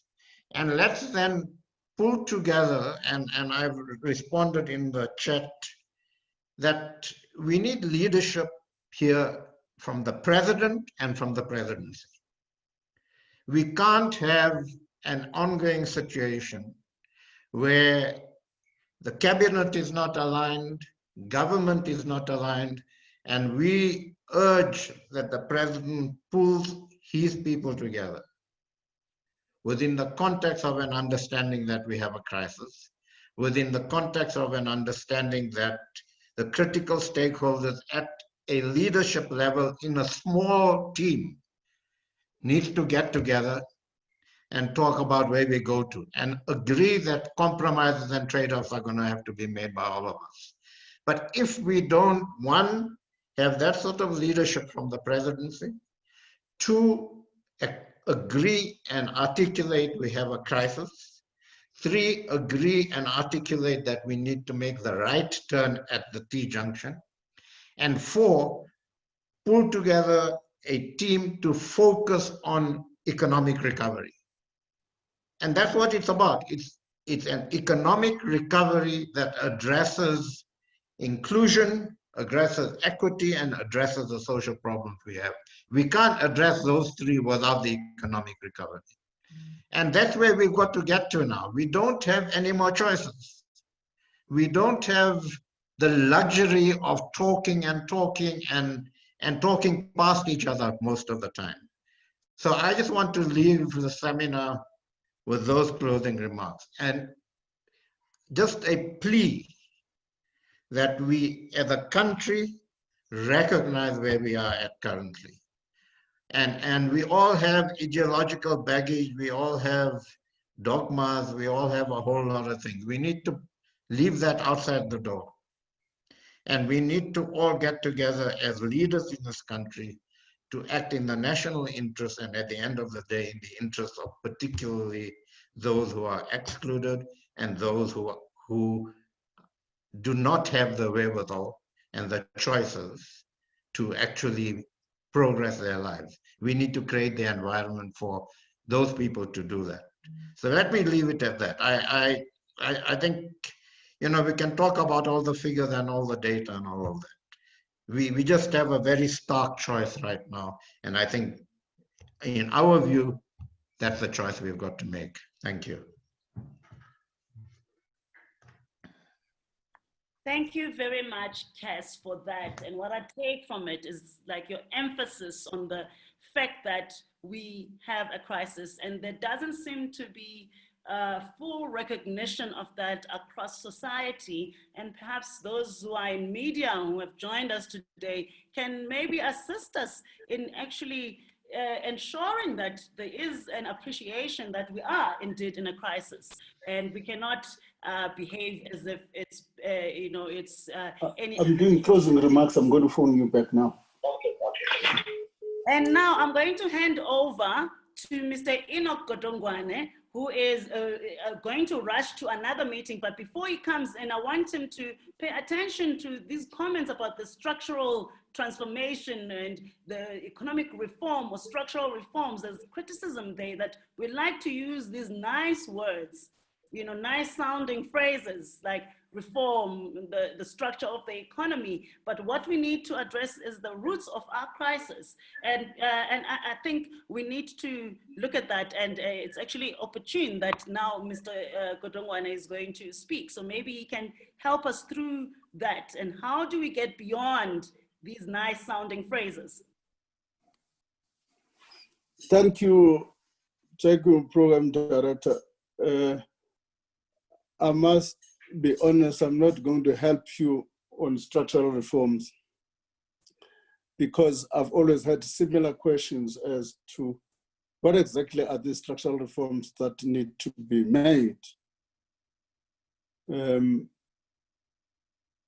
so that we should engage. For instance, some people are saying there's a problem of the labor market rigidities. What is meant by that? I'm raising this issue and saying those are some of the issues we need to have finer details in the engagement. The key question take away from this meeting the next phase must be engagement amongst the social partners. As we engage, we've got drilled down on what structural reforms, which one will take a long term, which ones will be quick. Who, in the context of structural reforms, which parties are going to take the pain, which ones are not going to take the pain, because structural reforms by themselves have also include, unfortunately, trade-offs. So those are matters for detail and discussion.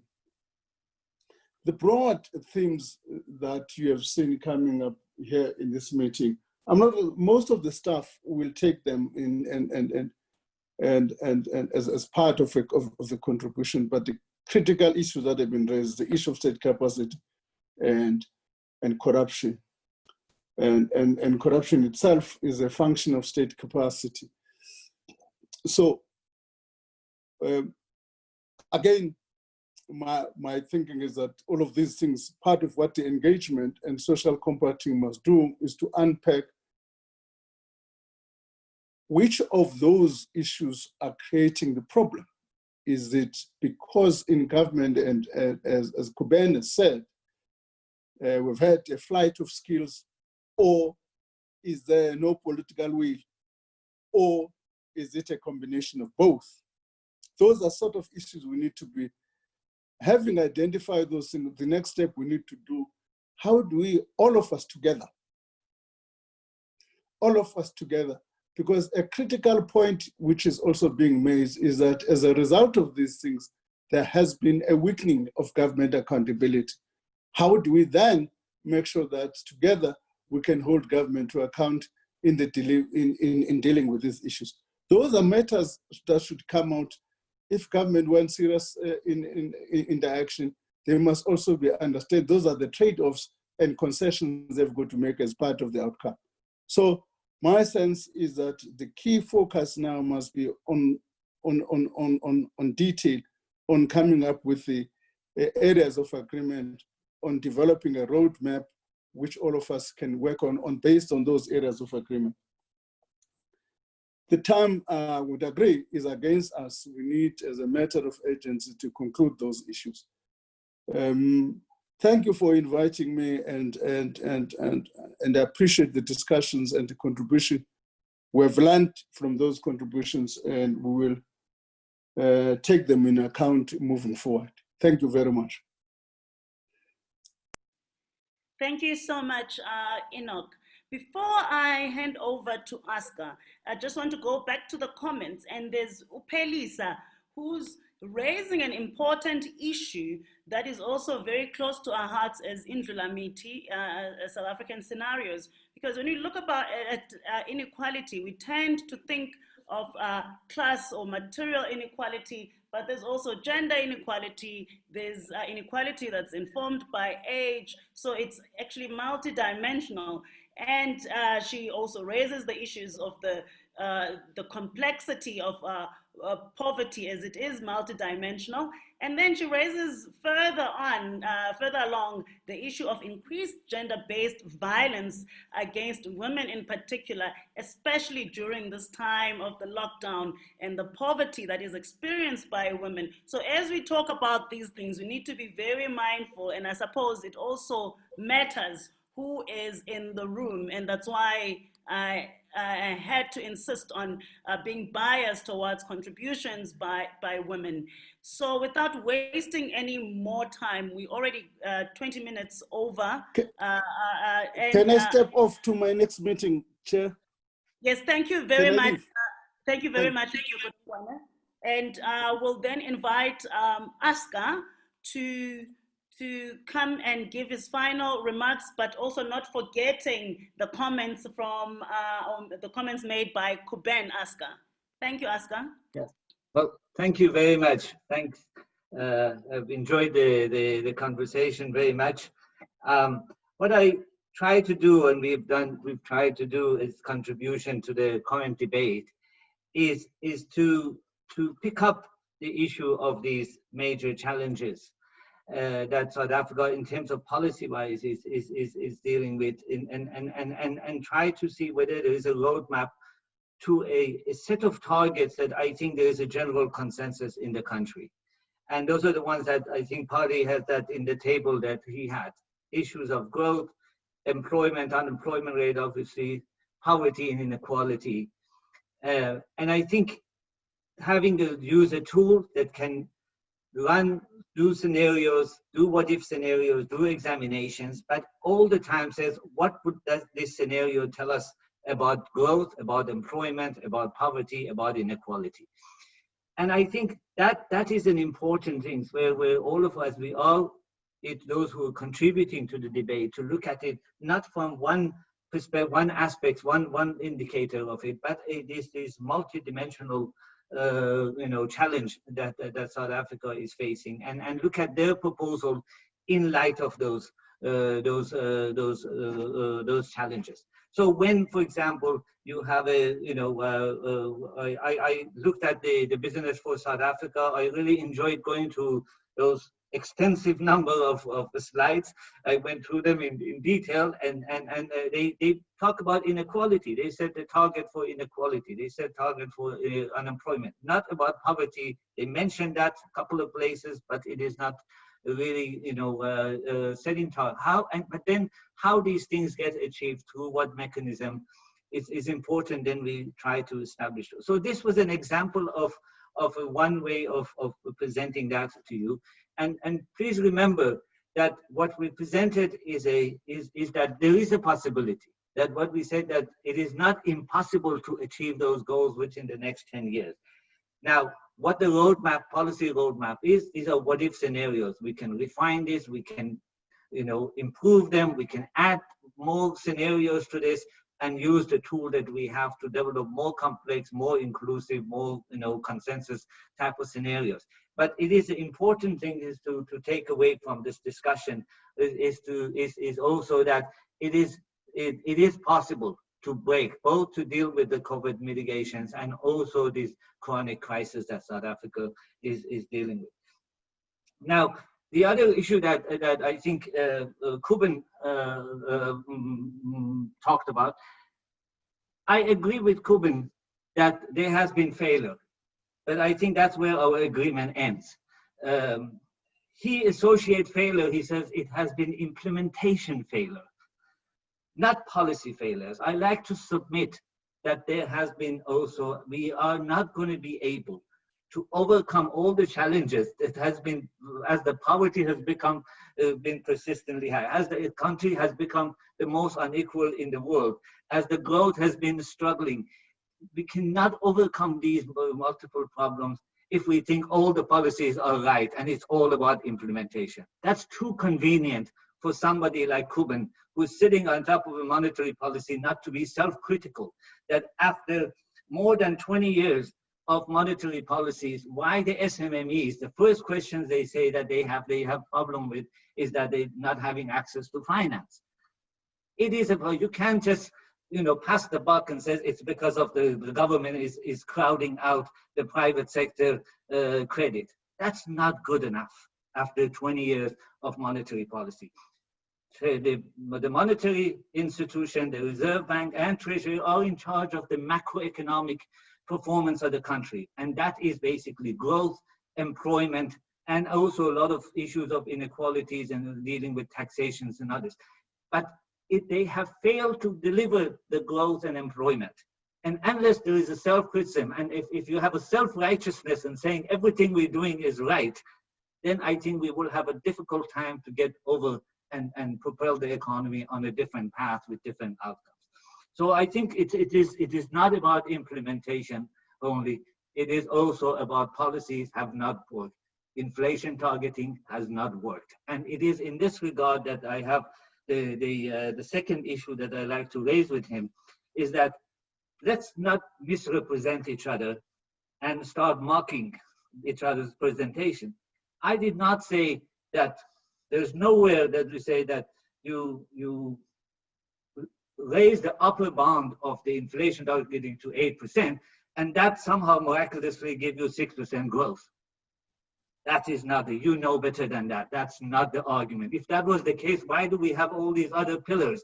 If only by that silver bullet we could get 6% growth, well, that would be the end of the argument. No, the argument is that we need to, the focusing on inflation alone, as inflation targeting is as the dominant, as the main target of the monetary policy, we need to move away from it. And the proposal that we have put forward is to target nominal GDP, which allows the Reserve Bank to focus on growth, GDP, real growth, and inflation. Have concern for inflation and have concern for achieving higher GDP growth, and use its tools, whether it's interest rate, exchange rate, credit extension, whatever, use its tool to achieve simultaneously price stability with higher growth.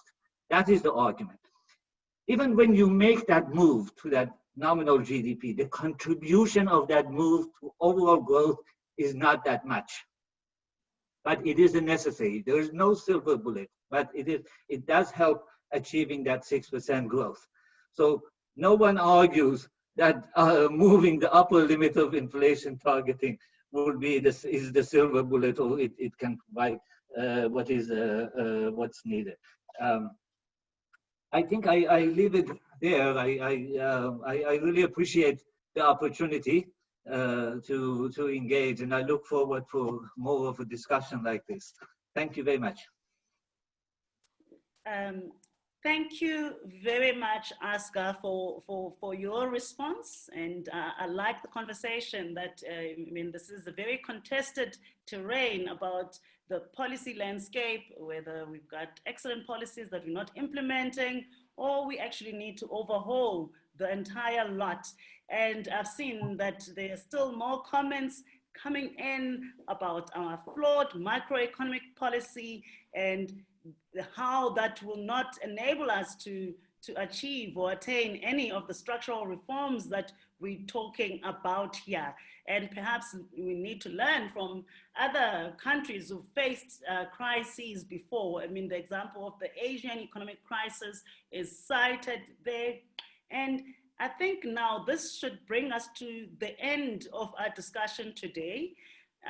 We've gone over the allocated time, and I'm worried about the platform, and we've also lost a few participants, but this is an ongoing conversation. However, I'm very anxious when I say conversation or dialogue, because already we've been critical of how we're always talking and that we need to start acting.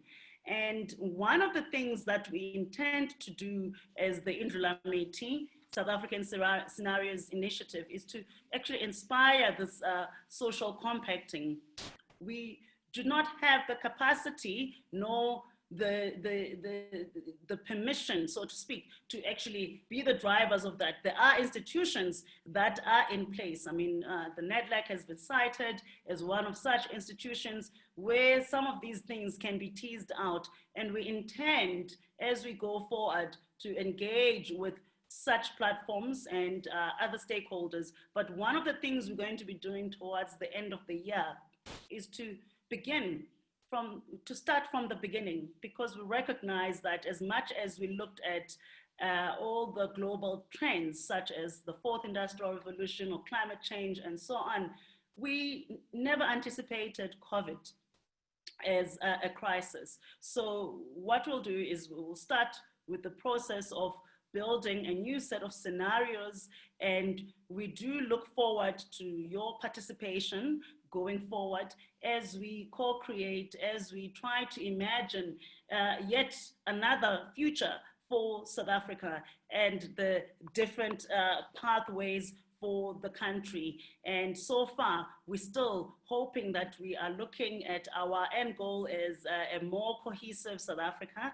And with that said, I would like to thank you all for your participation, for all your inputs, your insights, your suggestions, and your contributions. Please note that we will share all the presentations with the participants. If you have RSVP'd, we've got your contact details. We will circulate all the presentations that were shared today. Some of the documents are already in the chat function, so you can look at those or download them now.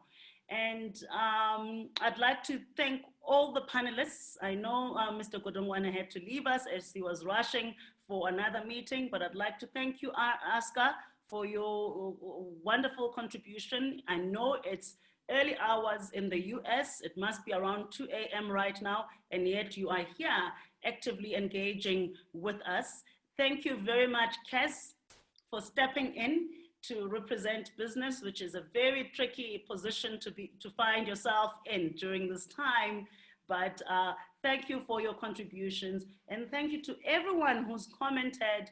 Pat, Muzweni, we've also had some insights from Kuben, the Deputy Governor at the Reserve Bank. We also had Simi from ABSA contributing, and we thank you for that. And everyone else who wrote on the chat line, and I see there's active engagements and debates there. We thank you so much. Now that we have you on our database, we're going to be in touch, and please visit our website and follow us on Twitter and on Instagram and LinkedIn, and please be safe and take care during this very difficult time, and we look forward to engaging with you again. Thank you and goodbye.